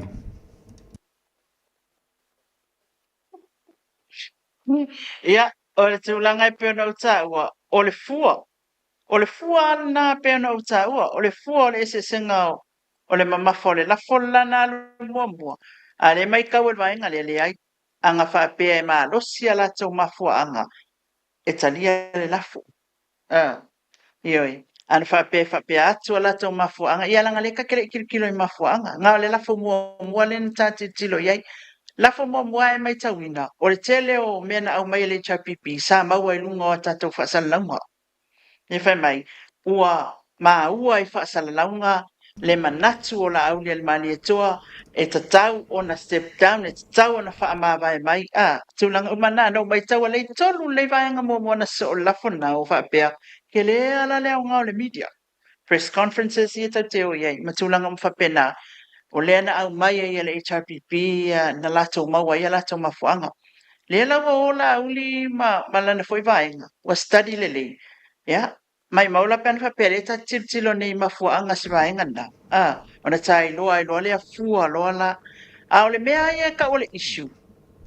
Ese mafuanga i le lau mai e lunga o la fone. Ai ole ale le afuele le target. Ole ale target. E kasi ale target. Ole a le whaatuatuaina le whionga tai pān mia manana ka peneta. Ia, o tūlanga lana, iei lo manatu le wha masinonga. I la titilo iei le mata upu wali i Fofogamua. I le tūlanga foi lele. A lava au mau e te man malo. Wha maunia le sotu la fono. A whai e le lauta penanga e lusi. E ke whaia inga e dismiss le case. So, i lo ula langona, o le tu ai ngā langona la le nā leo te iloa tai. A o le te tau mate ai, ia e whapena se langona o le vaenga le fua le whai mai ai tā ua la tau lafo e se la tau mafuanga. E lafo kulola i astui. Ma le la le peo na tā ua na leila le toi tu la i aneo o le fionga te te ere tuanga. Im whamele mako ke le kalia lono winga e iai vaenga i tono mafuanga si vaenga lea. Le sa agree fa atasi e whapea, ia ka ko wakula e wakula fole ka ki kufa kasi uma mai la, ia ngā leo ai mai, ngā leo o kou mai, lea la e whai mai loa tula e pa, le ai mako ke le kalia, lono winga i ai vaenga, o lau whai mai fo ile mafo angal vaenga lea, e le o fina ngalo i ai ale i tuangai. Ala fai al malo ele i mentioning ale so, ele i masitala na whai ai, i la fole na on fa iloa mai le fionga tama te palmi o te iloa lawe le fionga le fonga fitalai. E ta ua sa olo manatu le ali Fofogamua. Ta ua ia o mea nei tala fa solpito le tata watunu. Ai se a. Na tata uol palo talua felua tas. E tele ana i fa masinonga na o ili. Fa masinonga o palota. Na o ili fa masinonga. Ai se a. Ona o le fesilingia. Po le atonu le vaenga o le tulafono ma le whaamtalanga le tulafono. Ia issues fau, ia mata upu fau, ia tutupunga fau, ele i maasani ai. Au le ala le whauinga ina o le tulafono, ia vaenga, whapena umale mea nei, e au foi. Ia ona tātou vava ai tutoa, awa te alu mamau. A whapea le te fuafua mō tai au. Ia awane i misi talo sia foi. E awane i motu sia le laiva le tato palemene. Ina ia manino le leili tato watunu. Aise a o nei e whau ai tai au. A whai tato teo o atu le pālota o le tausanga fau. Ai toi whatu la e maini mta au whapenei. A wata oto le whai unga le palemene. O lo nao ngā na. Wa e le whapea. E kako ke o ai amarikula fongo le au ngoa ma se whaafika uli o soane le ala. Le ai. E iai lava omo ma whaafita uli e le ala o le tātou savalinga e apply e le tūlafono e le apply e le tūlafono e le au ngā i fo le tūlafono e avea whai mai lato o maka upu foungi e le lopo la le whainga e whai ai ia ona tilo lo le whai unga lea pe a whai o lewa iei mea o mea foungi mea wa tupu mai a whai la i se whai unga le palemene whausia mai ai e tupu mai le pālota o lumana i nei ma isi tausanga o lumana i atu mpaya inga o le lumana.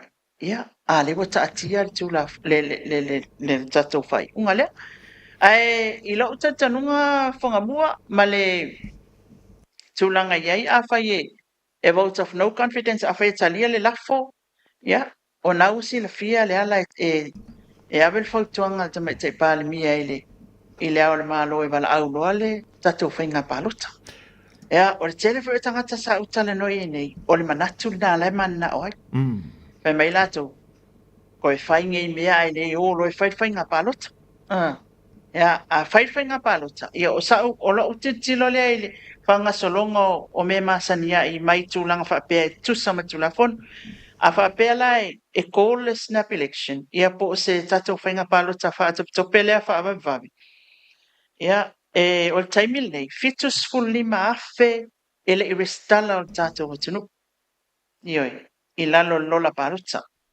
Fitus fulima afe ele i restala. O lona winga la, e matua te lea se taimi e tau ai ona whai le tūlanga lea. Ai, i le tūlanga i le tūpunga malfata o tonga o mea. E whaawau lava le caretaker government. Pea whata apel tatou parlimene.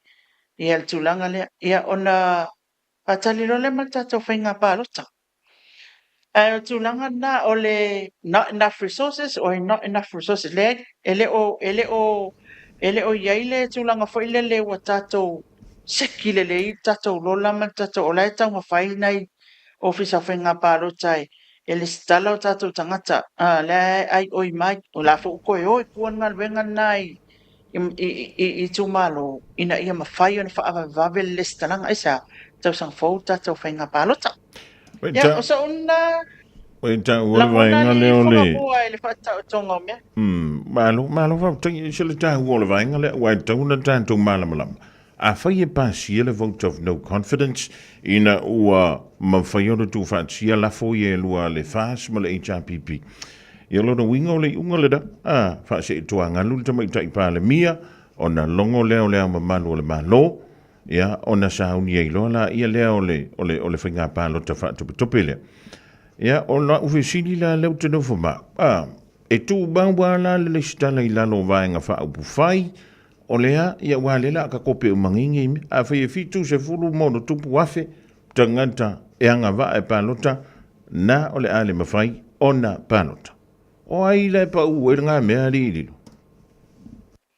Ya, o wai tilo la ia pe o le mea e lua e tilo tulanga foilele o le vavi fai o le palota o lea ele o seki le tatou lola mal tatou ofisa whainga palota po la tulanga e tauna iai.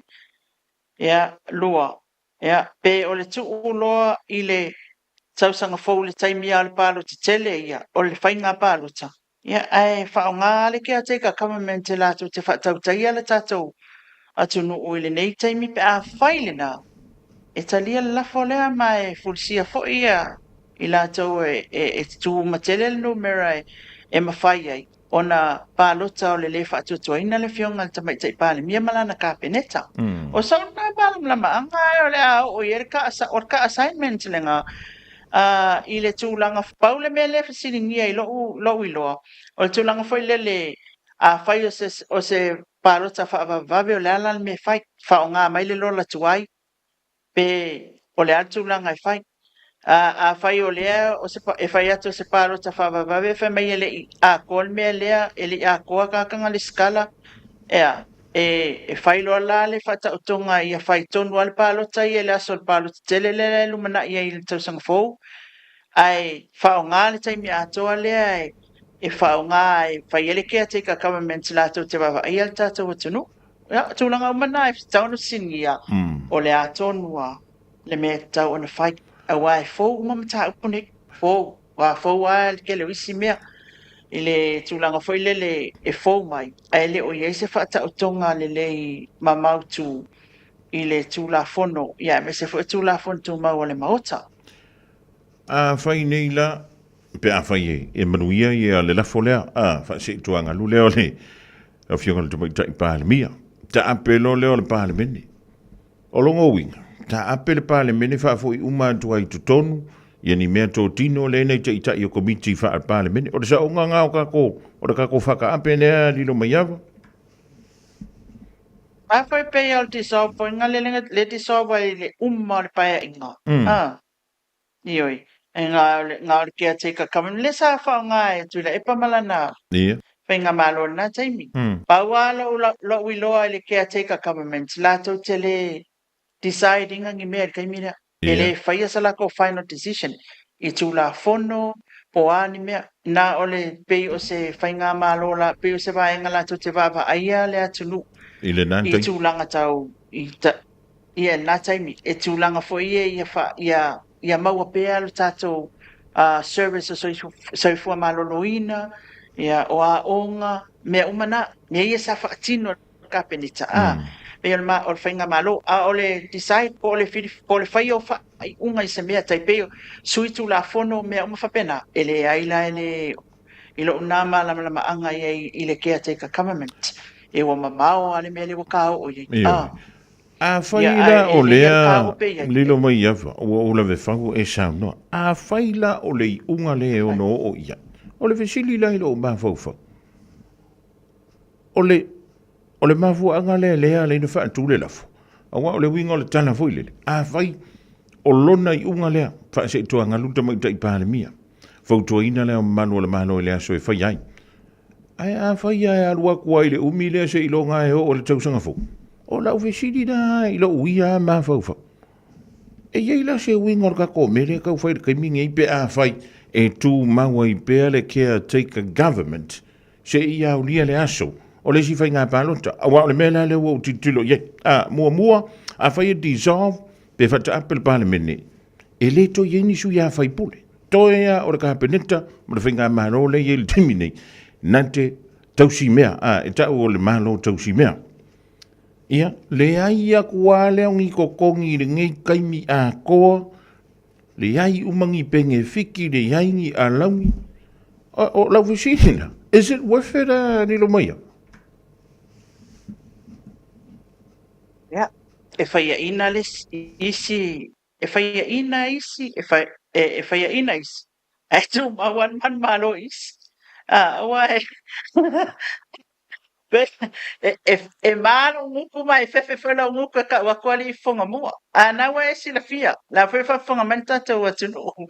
I don't think ye le fionga mai tai pali bia. Awanga nga iyo ilunga le fautuanga ile au malo e fai le fai nga paluta. Ai ole mele ilo ulangona ila ufa alongo atu. O lo fa fefe ai le tu le fionga ya la ule malito. O le toi fo e fai le fai nga paluta. What else can she do? El Palimia, Perfai, Wavotia of no confidence. Awa o le si tu lea lilo mai ava fa mole mole as em fiana fa marino mele tu langa le wai o le tele na ne nefu ele to tele. O le fa pe mai ni si o fa tala te fa longo i la vai tele o le te. O le fa pe mai o le nau to inga o le fa tu ile tu sa mo watasi fa se ese le to finga pa le mia me le fionga i le sa fa pito. Ona so la pulelea ele fa le tu ile fa tu ile tu sa mo watasi. Se e ono filifilia e le vaenga wha upu whai e suia le sa avea mpalmia. I lano la o tū la fono o te leo mai lo i eipo o tū la fono tū mau le maota i e po le wha avaipo le tū la fono le wha o ngaina. E ma whaina wha atino le ngā yoinga lea pele ai. Ia, e sao oe, wale na sauno e le fionga ia lau le manitoa. A fa pe wale le fisiringia fo el tato media a fa pe e tulang o tupu tulanga lea ia ona filfilia ila to ia se tangata tula i mea ve matai tai toi fai ele le fai nga malu ia marika penet ia mal pale mia la na fo he wa pe ole va ai ma atuna ia ole tulang tonu na la e fia man na o ia le tula ole tūlanga le te whapea mai e petu sama maala le tūlafon. I don't think so. Ole atonu ala le tūlafono le alilo. Ole tūlafono tūmau o le mauta, ia po ole tātou whaavai le te saunoa ia. I wale bena, a ka mana malamba ngi sebea. Ele ai ia ma sebea ole aka koe fisidi whaafe bon tupu. A wale ka kau ke kikilo. O le tau sa ili, po le atonu ale aukam le tātou te sa ilia. Le ana ina tātou pēngei, ua le koe mafuka ai, le uso i le i le uso. O le tua ngane, i le tua fafine. Se ua ma whana ua fias furu tausanga, ua ma ma lepe le temilde. Ona o ngase a lo le tule mai. Ai a manino lo le mantau le vai. Sau sa o ale mea le kap ke kau mawhai i whai. Ia ngale ia le masisi e koe vesi. Ona ta atia lo lea o le au whai manatu ma le au whai langona. Ai au mai sa o ala le aka le kap ke sa idia. Pe o le taunu ungana, tātou te oia. Ia pele ai. Mana ia la, tia mai la lo fina ngana. Ia. I le tūla fono tonu ale na. E maanga ia ka whai kaua skula fongo. Ia matafa ali ai lo fina ngalo ia masa umnatu foi. I think o le aso na o ma wai tala saltua. Ia. O le tasile na o i tu na te ena i le fionga i le te o le ituangai. Ia le lafu. O nei le la tau te unga. E le ise mea whapenga. Wala whai mea ia e le fia ko ilalo le skaupoi. Whai mai kawaenga la. Whakaikainga, kawaenga la. Ai whai mai au mafuanga whai mai. Wai la. Alula oi whangua a koa lea a maka ku ia pia e kau ai koe whanganoa. Whakaikainga. Ia. E pule ai oi. Sangi e o mai i. Sangi e o mai. Ai whai kuloa lea. Le ai la. Ke loa la oi. Ka ke le vaenga la le kunga. O se whataitai. O se whataitai inga tonu ale na ole mele no maua mai nei tai o. Whai lele. I le tūlanga whai le pe o na tātala noa ai. Whatulai le sauno e le fionga la uli. Se e tuangalu le fionga tamai te pan miamlan ka peneta. Whatulai ale malo al fastia. O mai la tau tofi mai la tau ta ia vean palmia. Whai la o le wo whakasi mastui. A vele lako la fole am tau tau mastui. Ai alua koe la mea ngai kongo e mai stui. No. La lo ngona li Fofogamua se ngara aka ele fa bisa kala media. O lona winga. E uma foi le masinga o maki le kapenga ko le fa maki. O le a ka ki a va warangi me. O le me o te popole. Ina nei te ua fio mai le fa o la foi le la nga wenga fa o. Fia ngai mo na puanga. Ka ko pepese aleluia i le siva ya so e fa sa tauro ya te ye le siva. Ya ole ka ke fa pengi ya soli. Se lilo, se waka fia lai fo se kai o ka fai ka ko fai mai. I love you everybody's. I love you. Ba lava ia lea. Soli ka fio lai. Wa fia lai fo tao fa pe kais. Ole wa se ki ka ko. Ole tūlanga na Fofogamua. Ole tūlanga tonu na. Foi lele wala ole whainga o mea ia ole tūwhatas. Ele se me whainga o fie. Mari. Nanga ese foi laulangonga, ese foi langonga lai. Esa mai o. Ole tupu i nei le whainga malo. Le whainga malo New Zealand li lo mai hawa. Le whainga malo so whaatasi le National Act ma le New Zealand First. Ia manatua. Se be vesia ingi. Ai ole king maker le nei. Se ole makai falali. Va sama na ia Winston Peace. Ole tangata ua leva nga soifua. Isa ora kala le sino makua. Ora kanga ua leva. Makua leva ora kanga kare meka ora porkiki. Fa popo i malona tofinga fa aloia. Ia. Ole ala po fea la le me vesia isi vang fa faielu. Ale ngo ile fa moi mai. E pe tau fa pena le anta le te sauno ia lilo mai. Ioi. Awa tawana akri i le manatu i. Ina ia lango fa tasilla to nga luela nga iluma. Fai leo e avel lafo. Ia awa ne ia se me fa pe. Ne ngalango fa ko ki sa wi fa ko ngo mela. Aya fa ya flo mga kol mi mga o. Awa fa la ba yo bia. Ai ole me vo ina e mali ai lilo mai. Fai ole tala noi tuai. Fanti ai te la wa tu te me fai la palota. Ai pule al su ya vai pule i me palo kai. So le wai se foi la ka ko ka ngo ia ia. Ole mana ia na ole me. Foi ngale koia mai le fai nga palota. Ia ona kiringi kala ia le ole me a koia. Alua tangata ia le me alu lango ai. o ana issues o mata upu o tulafono mea uma la ya lu sa wa ye va inga la lang lang o fo ilo na ye fina ngalo mai au ye e kri ye ai ile tulanga ye o me o la fo e pe ona tala no ai le so ya o tulanga na tulanga na e tuku mai e la lango fa tasi ile a in votes of no confidence ila fionga tamatai pan miamanan ka peneta ku akulole tatalanga a umalanga vote of no confidence o la le si ko move pa mai lo I on ma ko move fa kai kai nga uma me ka faya ko le faya ko on ma ko move fai coffin ma kai kai vaku ma ko vain fai le kelel ma ko namba min ska ka pingeka fai lon ma ko ka pingeka ai fa mai ba ele I maua ko ful fiku nga oko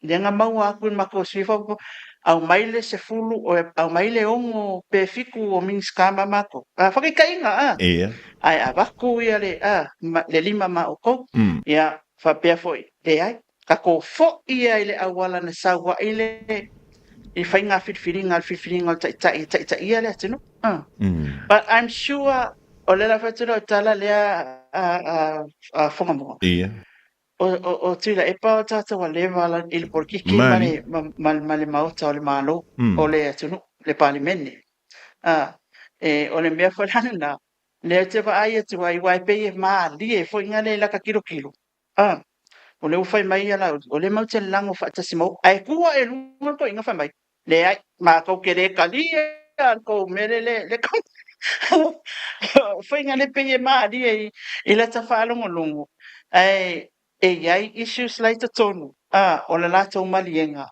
male ma me yo te ngau o le latou lafo momo ia o le fia fa maningi le ala fai lo le ava no le fionga le fonfetalai o mai fo o mai lo e kusi uma le lei mai lalo ko meanga kaya o mai lo le mai langa le wo le lo e ese me lenga faila mo mai o kilo e lo pepa lua ese le mele o ava qual facili il parliamento ese mai lo tan ya le la te fo e tai ya na tato to pe ne e fo la ia le stuff lo no winga o le ngu o fa kat wa wana ni ko so le ko le nga ko le so iska nga kamato fo fa talinga ia fa tali le lua tu la ya tingale e tutu solo e fatta tali temi ta ama telefono ya ai wa ku lunga fa mai kolo sole ele se nga angor nga wa an mo ko nga wa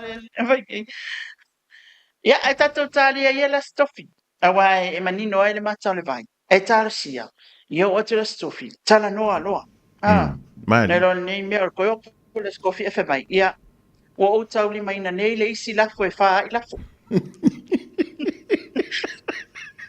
no winga o le makua mo wala fa tatali matolo atu alta to fontanga ai peia na mali ai foi I saunoanga le mauta ya o le tato o le mauta le nei e pasia o mai mea uma ia le foi kala kupe ai inisi fontanga o fa tulanga mai ilona pasia ina tulanga fa pena ya le to yanga venga al parliament tulanga le ai fa tali se tali ia mta upu ia tatia nei lau tō whafonga mo.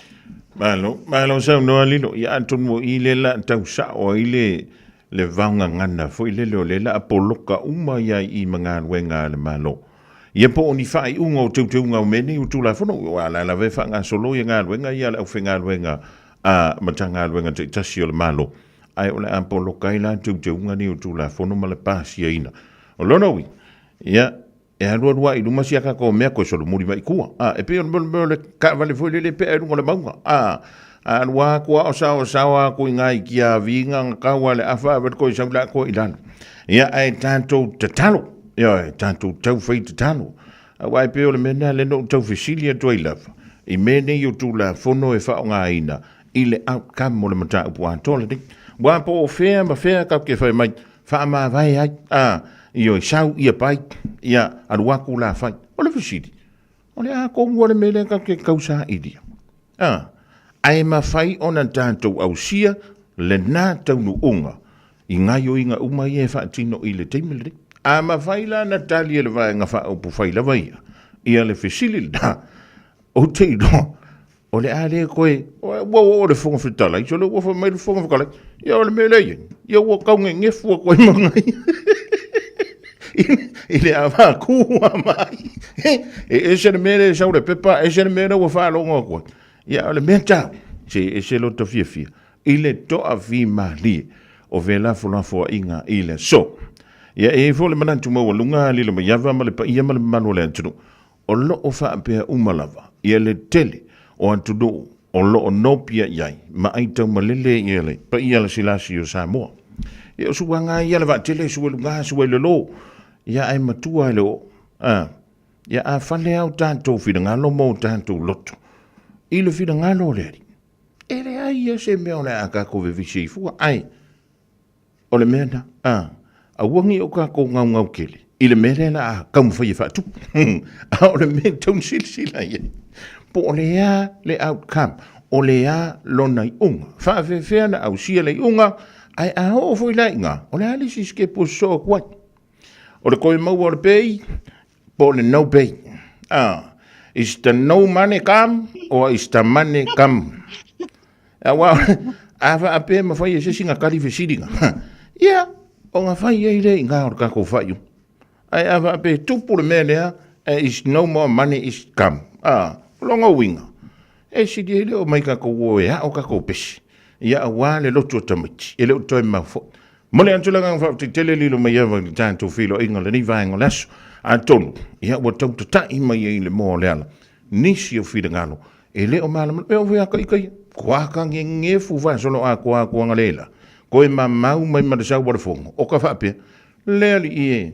E le yo mai elo te taimi. Ia e whawhataitele lilo mai ava. Ia mo le tantou polo kalami. Le nei vaenga le fiafi. Mau a pele malo se le tino. Sili ai la le nganga.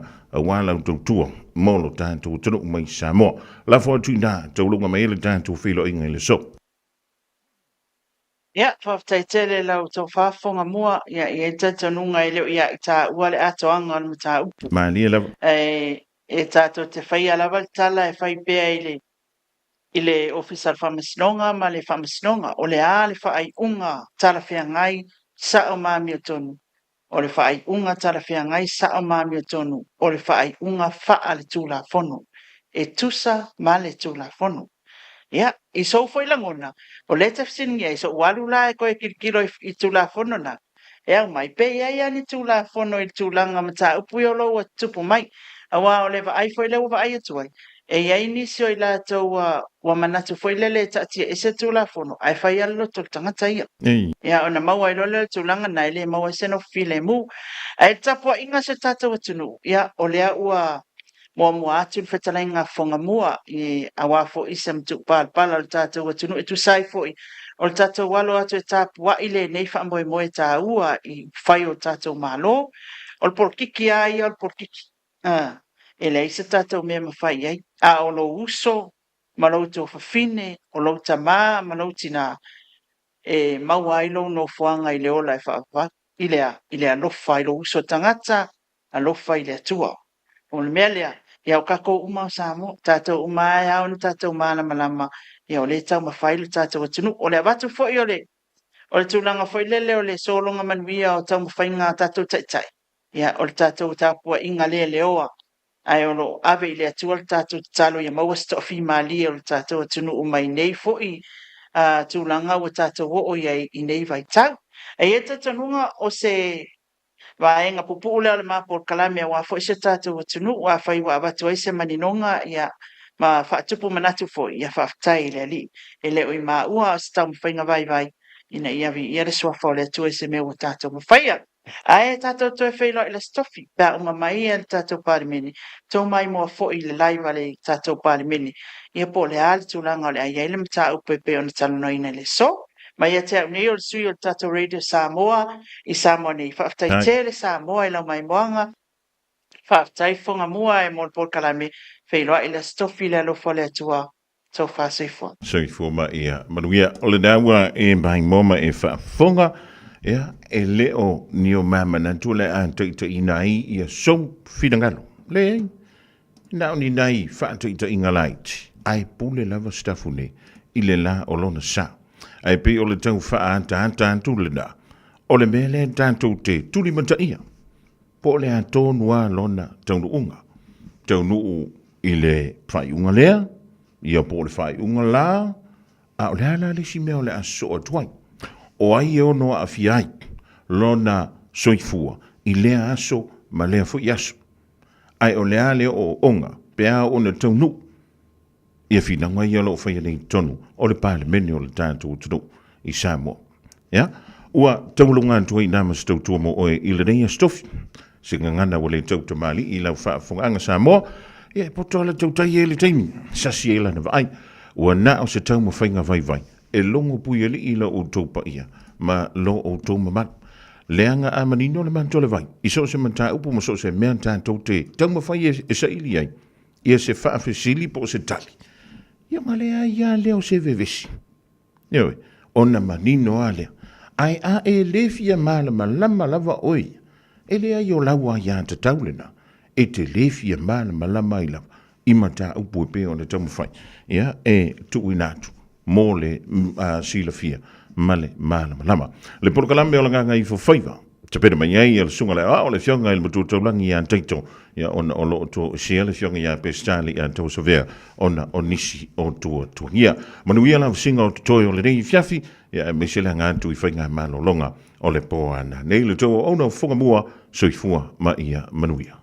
O e si la fia e iwa te si male tolu wha miliona ta la le se leni ale UTOS ua toi whaasa fua atu i ona sui whai unite i le lua o lua wha. Whai sau teo ngā tupe e teo wha whainga luenga ai lau se leni ina ia vave wha tau nuu se wha moe moe ta ua a lau a inga wha pe e ka le sia. Wha o ngā au nanga le ANZ po le talofa voucher le M ta la male my cash e ala i le click